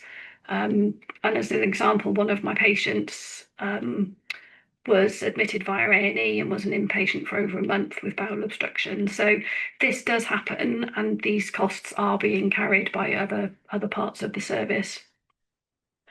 We also needed enough numbers to show significance, which is where the whole idea of a regional service and data collection worked really well, because each individual department on their own within that 3-year time period would not have been able to collect enough data from enough patient numbers in order to show financial significance. And the commissioners wanted discharge data, so they wanted patients to be referred in for us to improve their symptoms, and then the patients discharged out again, which is really tricky when you're talking about smallish numbers within a single service, but also very difficult with late effects patients where their symptoms may be progressive and may be permanent. So that was a real pressure to try and show that.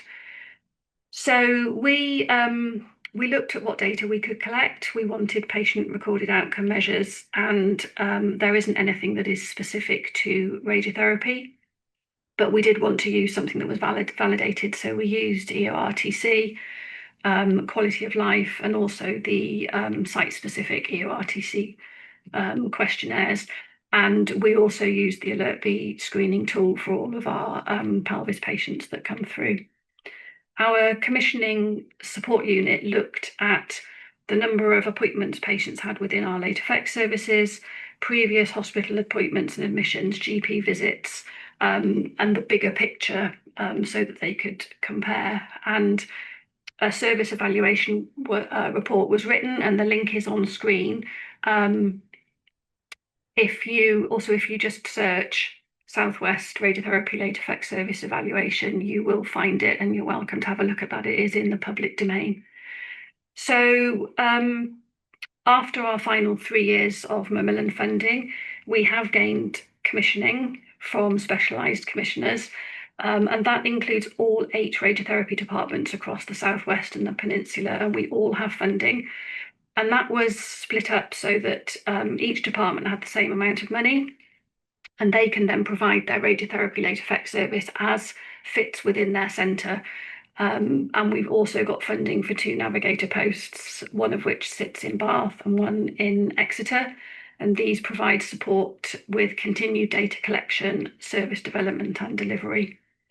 So currently in post, we have myself in Cheltenham, we have Bath and Bristol and Taunton, who are already set up and running. We're waiting on Truro and Torbay to just finalise their posts, but they should be happening in the next month or 2. And waiting on Exeter and Plymouth to advertise their posts for their service.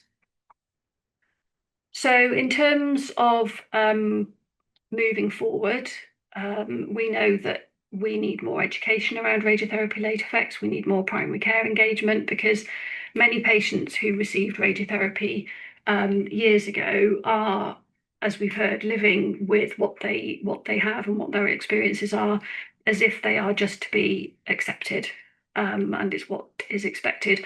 Or patients are having symptoms and they're not attributed to their radiotherapy late effects. So we need to engage GPs, charities, support groups, social prescribers, and try and identify where those groups of service users are who don't traditionally access healthcare or have maybe a mistrust of service providers, to encourage their access to late effects provision. Because I would say the majority of our referrals come from healthcare professionals. So the work over the next year is to try and improve self-referral,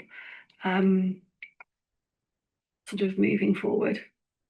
So lots of questions about where to start. And I have to say, I think that is a really difficult question to answer, and it very much depends on what is available within your locality. So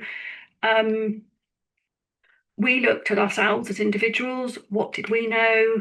What knowledge and education did we need to gain? What support did we need? And it was difficult to start with because we didn't really know what we needed to know until we started seeing our patients. We needed to look at pathways, where referrals would come in from, and what resources that were available to us. And simple things like clinic space, computer, where will we see our patients? Within every hospital, it's an absolute battle to find clinic space. And our service, we see our patients face to face for the first time, because they've often not had anyone to speak to about what's concerning them.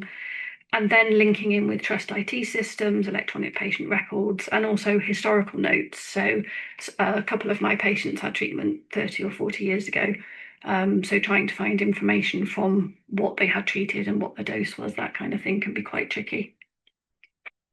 We spent a lot of time on communications to try and encourage referrals. We bombarded our Trust intranet, newsletters, GP letters, really sort of shouting about the service while we were still in our project phase, so that we could really try and embed that and make it invaluable. And we also looked at networking across our own locality, as well as our regions and nationally, so that we were working with other healthcare professionals who were already seeing these patients.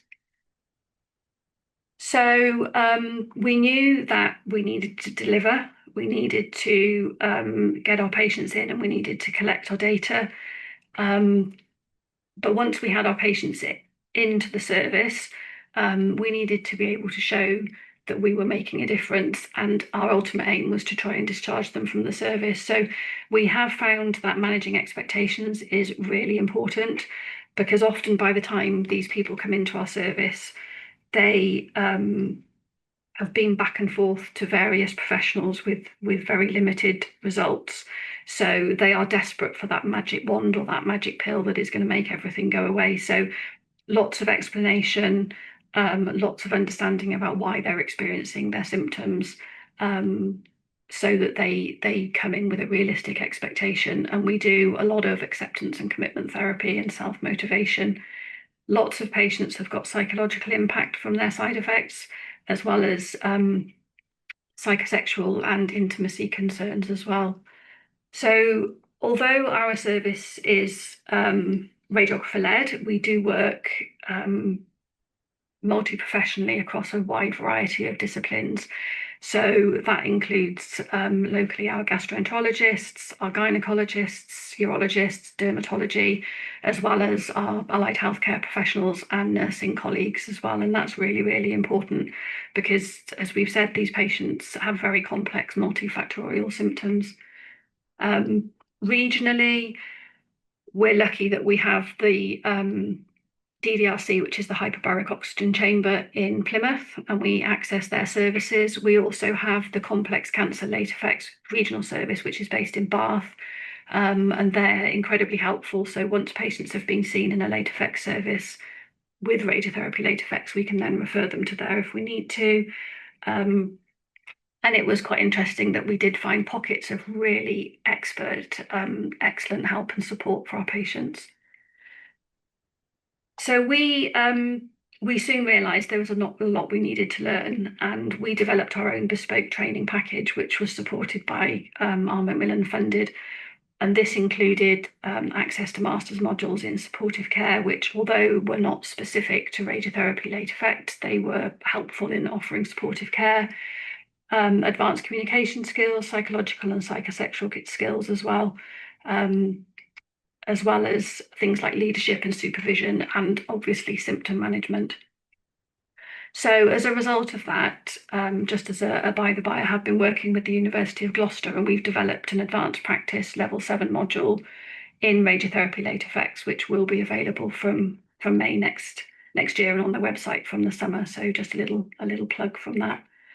But in terms of our local service model in Gloucestershire, we have myself, who is a consultant radiographer. We have an advanced practitioner who is the link between radiotherapy late effects and on-treatment review, and she works half and half in both services. And then we also have a Band 4 support worker related to our service. So that person's role is developing. It's very admin based at the moment, but as we work forward and move on, we will be looking at her doing some of the initial telephone screening and that kind of thing as well. So we've got a nice little group of us here, and we will be rotating through our enhanced practitioners, from our on-treatment review team to try and really get that cycle of identifying patients on treatment and bringing them into the late effects service. So currently, patients are referred in either by themselves or from a healthcare professional, which can be oncology or other AHPs, nurses, and also from GPs. That's happening a little bit more now that we're fully commissioned. We screen to make sure that it's an appropriate referral, because we have to know as therapy radiographers that these patients are experiencing late effects and that it isn't something else, recurrence, new diagnosis, that kind of thing. So they then come in and they see us for an hour. We're lucky enough, that's how we set the service up, to give a full holistic overview of what's going on with them. They have a telephone checkup at 3 weeks, and then a 3-month follow-up, and then follow-ups as needed as we go through. So we're also working now to develop links with supportive oncology, joint clinics with oncology, and to really embed into the patient pathway, and particularly starting with our anal canal patients, head and neck, and gynae patients as well. And also working regionally. So I've been approached by Northern Ireland actually to help give them some advice on setting up their services. So we set up our service so it wasn't a purely triage service. We wanted to be able to show we could manage most of our patients at the level 1 or the level 2. So within our service and using what local services are already available. We're really lucky in Gloucestershire. We have a Macmillan Next Steps rehab service, which we're really keen to be involved, and they have dietetics, physio, as well as fitness and fatigue management, that kind of thing. So as well as us being able to support patients with advice, medication management, and support, I could always also utilise their services as well. And you can see that we do provide a complete service. It's not purely triage. We don't get patients in and refer them straight back out again. We offer first line management while using other services where we need to and where is appropriate. So we've worked, luckily enough, because we were a regional service, to develop pathways across the whole of the Southwest. And that includes an oncology menopause service pathway as well. And as I said, we're lucky enough to have the service in Bath as well as the National Fatigue Service. The data here is for our discharged patients over that period of time of the project, so it's not all of our patients. But we did prove that this was a cost-effective model of working. And as I said, that's in the link that you can have a little look at. So moving forward, now that we've been commissioned, we have weekly peer review meetings to discuss all of our patients to ensure that we're offering standardised practice across the region, as well as support for each other and audit. We will call on other specialties where needed. Ideally, we would like them to sit in on our peer review meetings, but that isn't something that we've been able to manage. So regionally and locally, we have our own support networks with close working relationships with our colleagues for our complex patients, including gastroenterology, gynecology, just to sort of named a few. And now these specialist services are also referring patients into us as well, which is great. So we also work together to receive and develop education and training, and we're developing standard operating procedures. And we have our own scope of practice that we're benchmarking across national guidance, and that will also be shared widely as well once that's complete. So just moving on now to a quick case study, which will be familiar to you. Low rectal carcinoma patient. She actually was originally referred because she'd had breast cancer radiotherapy, but actually as we were talking, her rectal late effects were much more of a problem to her than her breast symptoms. So she was diagnosed after a 2-year history of PR bleeding, and had surgery, radiotherapy, and chemotherapy. And the scan that you can see there is actually the radiotherapy treatment plan. And you can see the brightest green circle in the middle is delineating the tumour. And the red line is actually the maximum dose of treatment. So it's just to be able to give you a little idea of the fact that with radiotherapy, we treat an awful lot more than just the tumour, and that's why these patients are having such significant late effects as they move forward in time.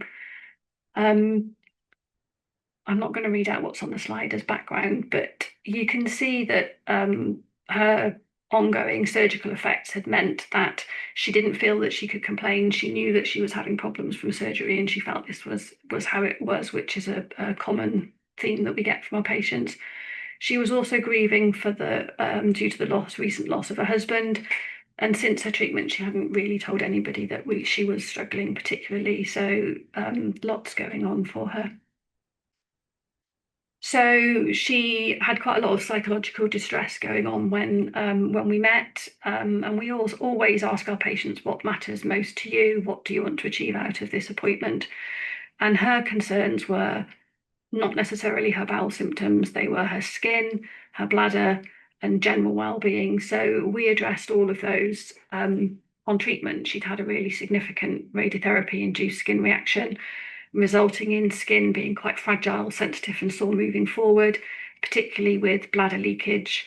And you can see again from those 2 slides there, the bottom one looking directly in front of the patient, how high up the treatment field came. So not surprisingly, she was having bladder problems. She'd stopped drinking very much because she kept getting UTIs, with nobody really sort of clicking that was potentially due to the radiotherapy. She did have a cystoscopy, and you could see evidence of that. So we had to work quite hard on her getting her head around the fact that actually she needed to increase her fluids. And although that meant that she would be weeing more, potentially having urgency, nocturia, that kind of thing, we could try and manage her other symptoms. And we looked at vaginal health with managing vaginal dryness, which is an indicator for UTIs, and did manage to come up with a sort of a plan moving forward to try and help reduce the impact that her symptoms were having on her. So we spent a lot of time on psychological well-being, her anxiety and her fear of recurrence. We looked, as I said, at increasing fluid, bladder function and retraining, as well as avoiding caffeine, pelvic floor exercises and that kind of thing, as well as keeping her skin in good condition. We looked at moisturizers, barrier foams, and that kind of thing as well. And I've just put a couple of pictures up here. Yes, as a pH matched moisturizer, which is non-estrogen, is fantastic for our patients, and something that's often overlooked is vaginal health with our pelvic radiotherapy patients. We also female pelvic radiotherapy patients get given a set of vaginal dilators during treatment. They're hospital issue. They're really horrible. They're very hard plastic with blunt ends. I have bought with some of my Macmillan funding some of these ones you can see on screen, which are silicone and tapered. Patients are much more comfortable using them, and we can try and maintain that vaginal health moving forward, which is really, really important. A couple of other things that were quite easy to sort for her. She had some stoma leakage, so we could get the Coloplast team to get back in touch with her. And she'd had some output change, so the stoma team were really happy to see her as well. And I think it's just important to point out the overlap with these patients, particularly between radiotherapy, surgical, and potentially some chemo late effects as well. And they can't necessarily really be unpicked, and it is about looking at that whole patient, and just bearing in mind that they may well have a colorectal tumour, but they have other organs that have been treated, have been irradiated, and it's really important that we address all of those. My last case study is more about how we didn't particularly do very well with this patient. She came to me as one of my very first patients when I very first started prior to our project, already with really, really severe symptoms, a lot of which were due to surgery. Again, a delayed diagnosis due to being diagnosed with IBS and hemorrhoids due to with rectal bleeding. And then they ended up finding an upper rectal T4 tumour. So she had chemo, surgery, as you'd expect. And in 2017, that was when her surgery happened. And then in 2018, so a year later, she had to have a ureteric stent because she'd got a stricture, possibly due to the radiotherapy. Or it was annotated that it was due to her chemo radiotherapy, but the stent was blocking and migrating into her bladder. So she was having incredible pain, as you can imagine, with that sort of bouncing up and down. And actually, as a result, ended up having a nephrectomy due to the stricture. She's also got LARS and problems with her hernia. So very, very complex patient. So when she came to me in 2021, her notes said that she remained well. But then when I sat down with her, actually, it was a very, very different picture. She was having diarrhea, constipation, urgency, accidents, rectal bleeding. Her stools were really difficult to cleanse. She'd got a lot of mucus, a lot of bloating. And leading on from that, her skin was in a really, really dire state as well. It was sore and difficult to clean. She was also embarking on a relatively new relationship, and her sexuality and her intimate relationships were really important to her. But she started to not attend appointments. She's got quite a complex social history with ongoing fatigue and non-related neurological symptoms. So we found that she wasn't really actioning the advice and support, which is really difficult because I think, frustratingly, she possibly has got other causes for her symptoms as well, so BAM or SIBO that could be relatively easily sorted out, but she doesn't engage anymore, which was really, really difficult. But at the end of the day, however much I reached out to her, there was always a reason why she couldn't do put into place the things that we were sort of talking about and trying to get her to action to improve her symptoms.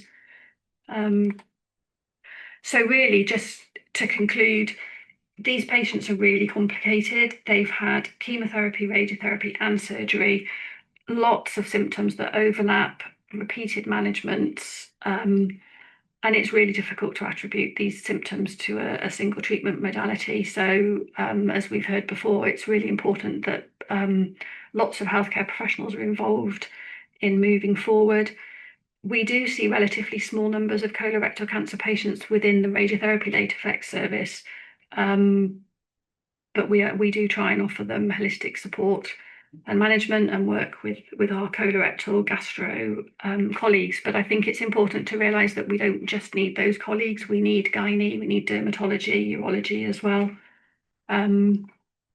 So I've whizzed through that for you. I know there were lots of questions before about funding and about how you set up this service, and I'm sure there'll be questions maybe for me to answer about that, but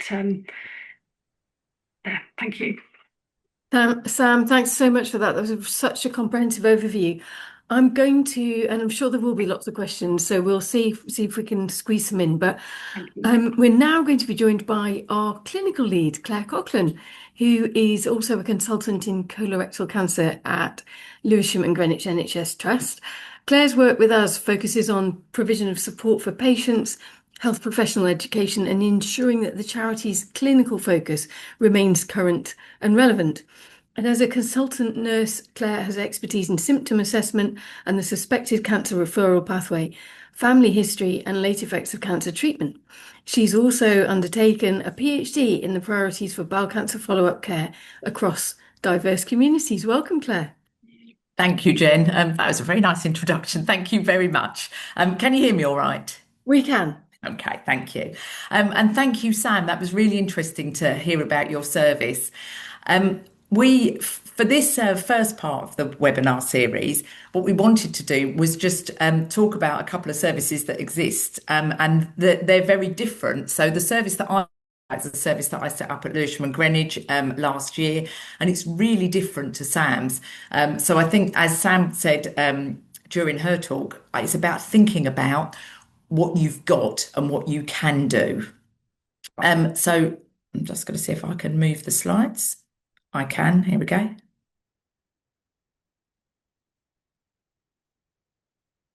Sorry, just bear with me. Right. Okay. So I work at Lewisham and Greenwich, which is what we used to call a district general hospital. It's busy, and we have just over 300 newly diagnosed colorectal cancer patients a year. And like most of your services, there's a lot going on. We have personalised follow-up, so PIFU, where patients are followed up predominantly remotely. So they'll have a holistic needs assessment and an end of treatment summary with their specialist nurse at the end of their treatment. And then they'll be sent appointments for their CT scans, blood tests, colonoscopies, and those results will be communicated to them by letter or by phone. Our specialist nursing team are excellent, have really strong nurse-patient relationships with the patients, and really try and encourage patients to tell them when they're having issues. And I've done nurse-led follow-up as a colorectal CNS for many years.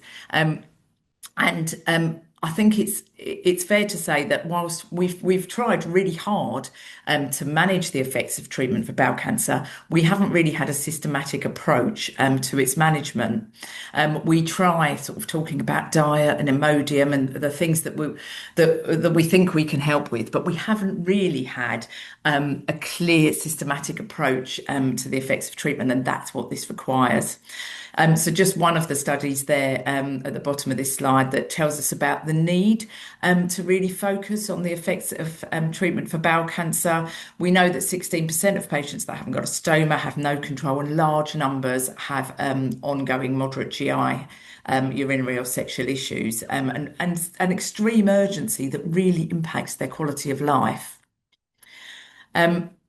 So how I came to think that I needed to do something and set up a service was that I started working with Bowel Cancer UK about 4 years ago, and many of you will be familiar with the charity, and you are because you're here today. And we try and provide as much information and support as we can for people living with and beyond bowel cancer. And about 3 years ago, Jen and I were co-chairing an event for patients, and a really fantastic gastroenterologist called Derek Fernandez spoke about what actually was his PhD study. And as part of that, he'd set up a gastro treatment clinic for people that were experiencing the effects of their bowel cancer treatment. And he presented this data, and it was fantastic. And he'd helped lots of patients, and he presented some case studies. And we said to all the people that were on the call, have you got access to a service like this? And not one of them said yes. Everybody said, no, how can I get help? I've been living with this. And I thought, what am I going to do? We've got to do something. And I think at that point, Jen and I thought, we've really got to try and get involved with this. And the only way I knew how to do it was to try and set up a service. We've had evidence for a long time. I think it was probably the year 2000 when the first call came to say that we need specialist centres for this, and we really need movement to get these specific services going. But despite that, services remain limited across the UK, and I think it's really safe to say that in some places you've got excellent provision, but in the majority you've got very, very little. There's no national commissioning, and it really depends on local initiative. And you'll have seen that Sam's won an award for her service, and I'm not surprised, it's excellent. But services become award-winning because it really takes a huge collaborative effort to get them going at the moment. I'm sure you've heard this from Jan earlier on. We know about the need for this, and these two quotes that are from the BSG guidance, I could tell you for patients that I've seen in my clinic over and over again. People come in and just say things like this repeatedly. So we really know there is a need for these services. Sorry. We're just not moving for a minute. Just bear with me. It's going to race on now. I might have to. Yeah, we've raced on. Hang on, bear with me. There's a lot of freezing of slides. I think I don't know where you are, but I've got thunderstorms where I am. I decided I was going to try and start a late effects clinic, for want of calling it something else. That's what I called it. And I set about writing a service proposal, and I went to talk to the GPs in our local area, to the surgeons who said, yeah, this is a great idea, and the oncologists and the CNSs were all behind it. I also went to our patient support group and said, what do you think? And what they told me I thought was really interesting. They said that would be brilliant because we really like talking to our CNSs, but we really focus on fear of recurrence when we have any follow-up contact. So they want to know that their CT scan is clear and that their colonoscopy was all right and that what their CEA is doing. And so they don't flag as early as they could, or maybe ever, the impact that the effects of treatment are having on their life. It was quite difficult to try and gather a team, not because people don't want to, but because there is no designated funding for this. And I'll say more about that in a moment. And I'll talk about the multidisciplinary team that are working with me on this clinic. So like Sam, I feel very lucky that the appointments are an hour. It kind of was set up in people's, for me on a day I didn't used to work, and other people really kindly slotting it into their jobs. So we had great luxury in doing this. It runs on a Friday because no one wants to work on a Friday, so there's a clinic room. So things like that, as Sam said, you need to consider. We have 30 minutes for follow-up appointments. I would say this was a new area of practice for me because I'm a colorectal cancer CNS, and before that, a stoma nurse. Before I became a nurse consultant, but was the colorectal CNS for years. I'm not a gastro nurse, so I needed that hour. I really felt I needed it at the beginning. I probably could do new patient appointments with a bit less time now. But it is great to have an hour. And I start each consultation literally by saying, just tell me what happened from when you had your treatment and what's happened since. I make it really clear I've had a referral and that I've had access to their records and I've read them all, but that I want to hear in their own words. And that's really invaluable. We tried to build audit and evaluation in from the start. So patients were eligible for referral if they'd completed a treatment with curative intent for colorectal cancer, were enrolled in our follow-up programme, and reported persistent GI or treatment-related symptoms impacting their quality of life. In the BSG guidance, there are some trigger questions that you can ask patients. I haven't asked the CNS team to do that because they're really good at referring appropriate patients. But there are some questions that you can use if you think that would be useful for you if you are thinking of setting up a service. They're like simple things about, bowel function. Do you get up at night and those sorts of things to know whether or not somebody needs to be referred. And it's obviously also really important that patients have no evidence of cancer recurrence, that's been ruled out. So the service was delivered once a month and incorporated a multidisciplinary model. So I lead the clinic. I've got an absolutely fantastic dietitian called Christelle Helberg who is with me at the clinic, and many of the patients see her at the same appointment, and I couldn't do it without her. To me, dietetic input is absolutely crucial to the service. I couldn't do it without it. And we have a psychology assistant who will do a screening tool. A lot of the patients that we've seen in the clinic have actually been really traumatized by the fact that they've had treatment, they've had that they've moved into follow-up, and now some of them at the beginning, for 4 or 5 years have been living with the effects of this treatment, and it's been really debilitating. So although they've had psychological support at the time of diagnosis, people were certainly, when we first started it, people were coming in and just sort of breaking down with the relief that they were being able to talk about the effects of the treatment on their lives, and we were finding that psychological support was really needed. The consultant gastroenterologist sits in an advisory role for this clinic. Now, I say that, and that is not to belittle it, because I genuinely couldn't do it without the consultant gastroenterologist. I think we know that gastroenterologists are interested in the effects of cancer treatment. They've written the BSG guidance, but that's only a small part of it. And it isn't written into their job plans. So I was really lucky that Annika Charlesworth, who's a consultant gastroenterologist at Lewisham, said that she would help me to do this and really understood what I was trying to achieve. And at the beginning, I emailed her every tiny detail because it's so out of my usual scope of practice. And then we would have a multidisciplinary meeting sort of once a month with myself and sometimes the dietitian and Annika, the gastroenterologist, to discuss each patient. As time has gone on, I need to. I still always consult her about patients, but I don't need the same level of support that I needed at the start. So I would say if you are thinking about doing this, you really do need a supportive gastroenterologist. I couldn't have done it without that either. You will notice I haven't got a radiographer. We don't give radiotherapy. Our patients go up the road for that. I also currently don't have a physiotherapist for pelvic floor attached to this clinic. We've just gained funding for an OT who I'm so pleased is going to be with us for a year. But that's why I think it's really important what Sam said at the start. Start with what you've got. Not everyone's got everything, but I think that's all right. So at the beginning, you basically do a holistic needs assessment and you take a really symptom-focused GI history.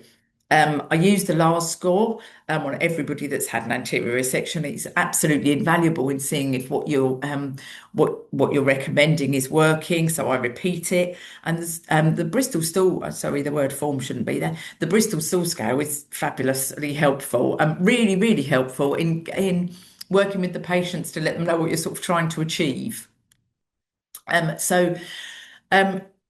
Patients commonly present with frequency, and I'll say a bit more about that in a minute. And that's the reason that many of the investigations were guided by the symptom profile and aligned with the BSG guidance. The reference for that was on these slides earlier. So many of these investigations are really simple. So stool samples, a fecal elastase and a calprotectin, and a CCAT scan that can be done in the radiography department, the radiology department.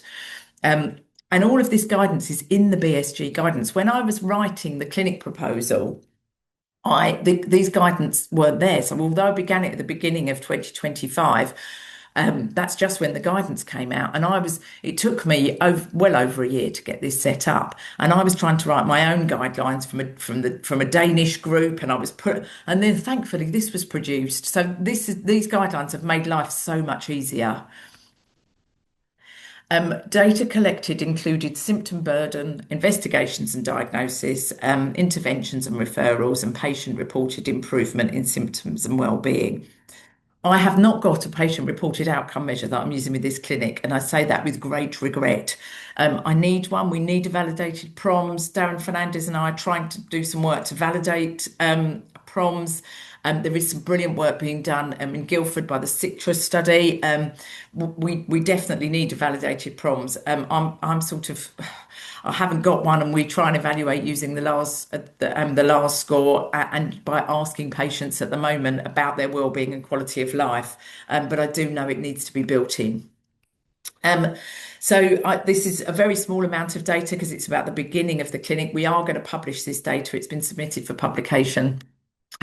So that you will get the full data set soon. But you can see the mean age of the patients there and the range, and patients attended a mean of 3 clinic appointments.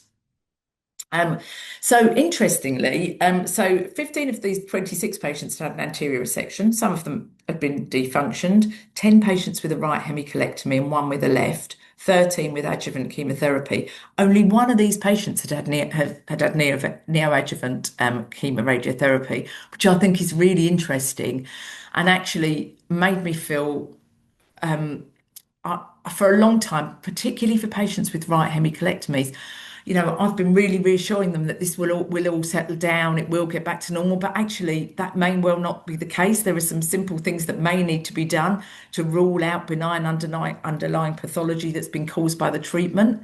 So I've found this really interesting, and I think there's a lot of work rightly been done on LARS, and LARS is extremely debilitating, but there are things as well as LARS that we need to consider. So 88% of the patients that were referred reported increased bowel frequency, 30% fatigue, and other symptoms included constipation and sexual dysfunction. So I think you can see the high burden of chronic GI dysfunction in this cohort of patients. So all the patients that had an anterior resection underwent a structured LARS assessment, and they had moderate to severe dysfunction. 16 patients underwent diagnostic investigations. So for some patients, the really simple things actually worked. Working with the dietitian, talking about positioning on the toilet, talking about diet. Some patients actually had because they became so worried about diarrhea and losing control, they'd become really, really constipated, and what they had was overflow diarrhea, and that's what they were finding difficult to control. And when you have the time to take a really good history, it's amazing how you can unpick from a history exactly what's going on. 12 patients were diagnosed with specific GI conditions, so bowel absorption, pancreatic insufficiency, and somebody had a very severe case of LARS that we've managed to improve. And constipation was found commonly. So a significant proportion of patients had previously unrecognised but treatable GI pathology. So the multidisciplinary approach to this is absolutely key. 69% of patients were referred to dietetic services at the time of their first clinic appointment. Some of the patients had already seen a dietitian, which would be why that isn't 100%. I think one said they wouldn't, but generally patients went to see the dietitian, and that helped hugely. Nearly a quarter required psycho-oncology input. And 16 of these patients had gastro input, where I had to have really sort of in-depth discussions at the beginning with our gastroenterologist. So management of this cohort included dietary modification and fibre optimisation, bile acid sequestrants for bile acid malabsorption, pancreatic enzyme replacement therapy where that's been indicated, and symptom-directed pharmacological and behavioural strategies. So I think this can be exceptionally complex, and it's definitely not easy. And I think it's really important at the beginning of the clinic that you explain to patients that this is a process, that we do have some guidance, but there is no golden bullet for this. And you have to rule things out as you go along.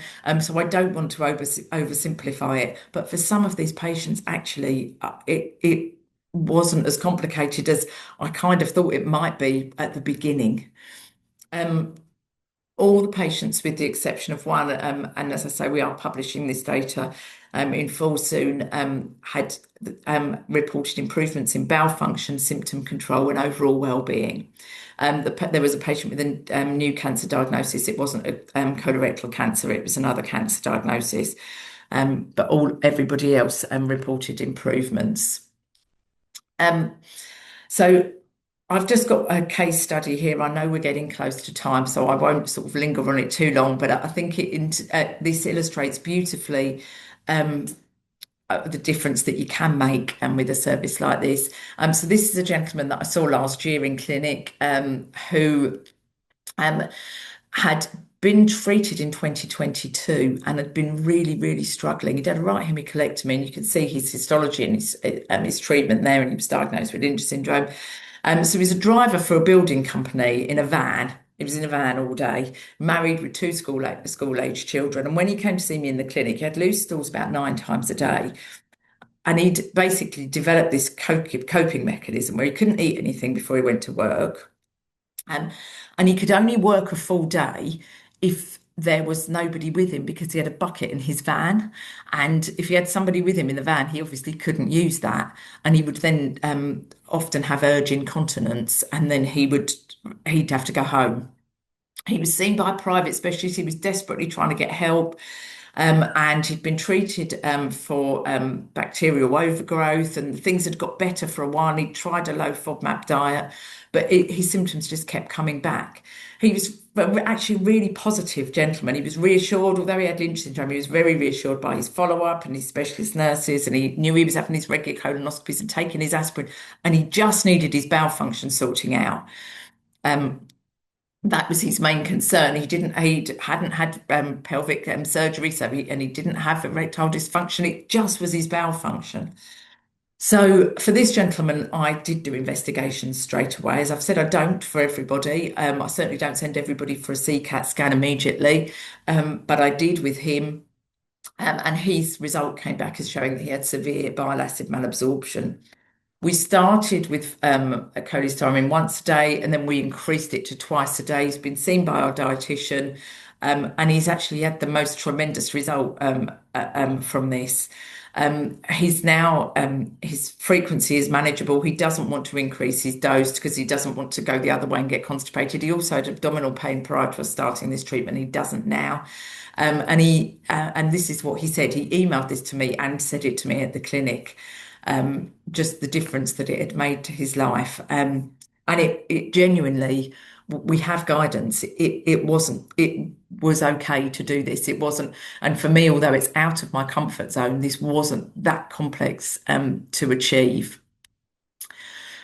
So I think the pilot demonstrates that a multidisciplinary gastroenterology informed approach can improve outcomes for those treated for colorectal cancer with chronic GI symptoms.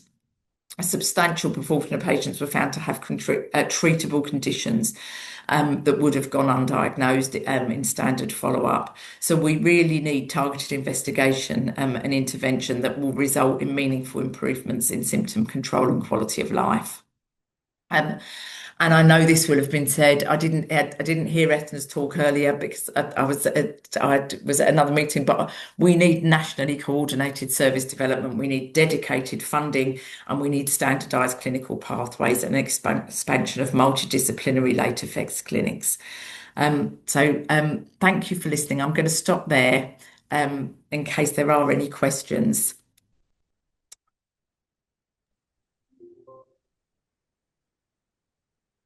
Claire, thank you. That was absolutely fascinating. So comprehensive. I think you and Sam have stunned our audience with your really full, really thorough presentations. I can't see any questions at all as yet. I might be wrong, but I can't see any questions. If anybody does have anything, pop it into the chat quickly, and we've got a couple of minutes we could ask there. What I would add just is that if anybody is thinking about setting up a service, I'm very happy to speak to them. You can only, as Sam said, you can only start with what you've got. You can't, do you know what I mean? You can't, don't be put off by thinking I haven't got all the elements that are needed for this. Absolutely. Sam, did you want to add to that?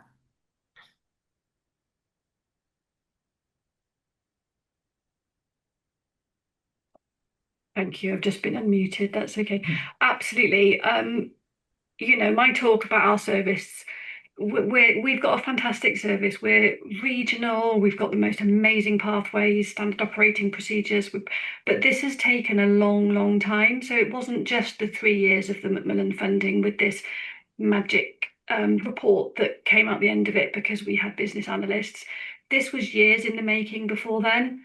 I would say 7 years, 5 to 7 years from my manager and I first wanting to do this to where we are now.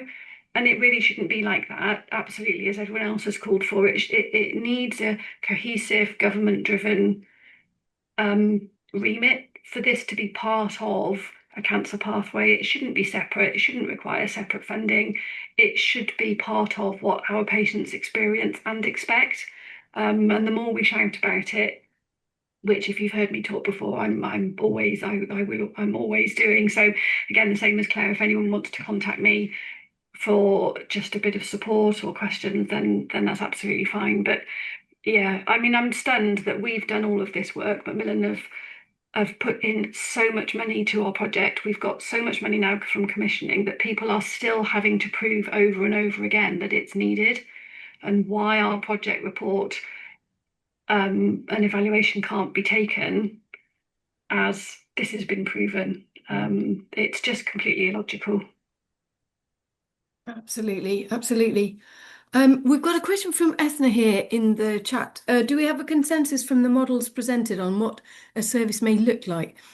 Ethna would be interested in seeing what we can learn from Sam's work to understand how minimum, it's just gone, sorry, minimum data can define the scope of the problem. You were just touching on that there, Sam. I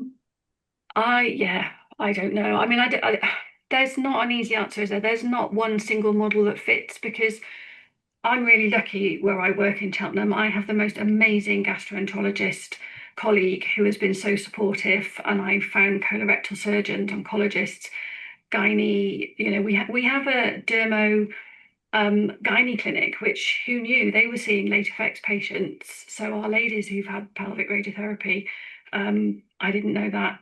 So I don't think there's a model that fits, and I think that's why within our funding from commissioning, each radiotherapy department has got the same amount of money, but they can use it as they see fit to set up a service that fits within their radiotherapy department and oncology follow-up. What was the second part of the question? It was about funding, wasn't it? Well, no, it was the consensus on the service model and yeah. And I think minimum. if I can just come in, we are working on a consensus statement about what services should look like. And I think that will come soon, Ethna. And I think you're right, it needs to be supported. All of this needs to be supported by data. But I think it's likely to be that there needs to be consensus that patients should have access to services, and these services are funded. It's that. Yeah. As much as anything else, whatever that service looks like. I mean, Starting there would be a good plan. If you've got, yeah. I think that's what I was trying to say, but not quite so eloquently, Claire. But patients have a right to this, don't they? Yeah, absolutely. Whether they're surgical or radiotherapy or both, they have a right to this, and the money should be there, the service should be there. How that service is delivered and by who maybe doesn't matter quite so much as the fact that the service is there and the patients are receiving the care and support, because you're right, a lot of my patients are managed really simply in the same way you just demonstrated. Yes, some are incredibly complicated, and those are the ones we talk about these things, but actually the majority, as a therapy radiographer, I can manage that. I can support that with my extra training. So some of it is it's easy wins, isn't it? Yeah, some of it absolutely is. Point from Ethna here that we could ask for access to the colorectal audit data to define the problem at the UK level. And a last tiny quick question from in the Q&A is the late effects, it's for Claire, but Sam, I would imagine you as well, is the late side effects service integrated in the CNS nurse leads? In the CNS nurse leads? Nurse leads, sorry. Nurse leads. So I run it. The CNS is referring to it. Does that make sense? Does that answer that question? I think it does.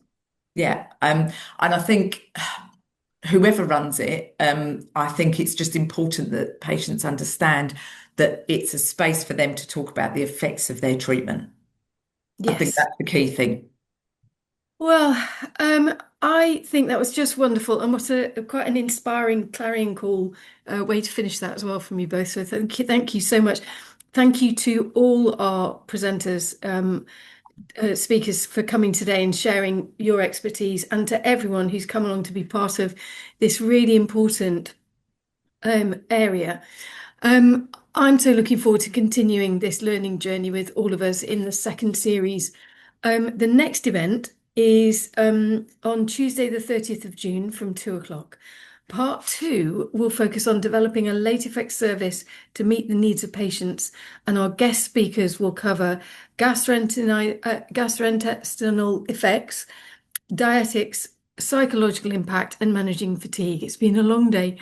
A survey link is going to be emailed to you after the event. So if you could fill it in by Tuesday, the 23rd of June, we would be so grateful. It means we can continue to improve our events. And for those that complete the survey, we'll provide a certificate of attendance to count towards your revalidation by email once the survey closes. So thanks so much again. I think what's really come through is the importance of coordinated multidisciplinary care and the role that everyone plays in improving the long-term outcomes and the quality of life for people living beyond colorectal cancer. I hope you've all enjoyed it, and thank you again.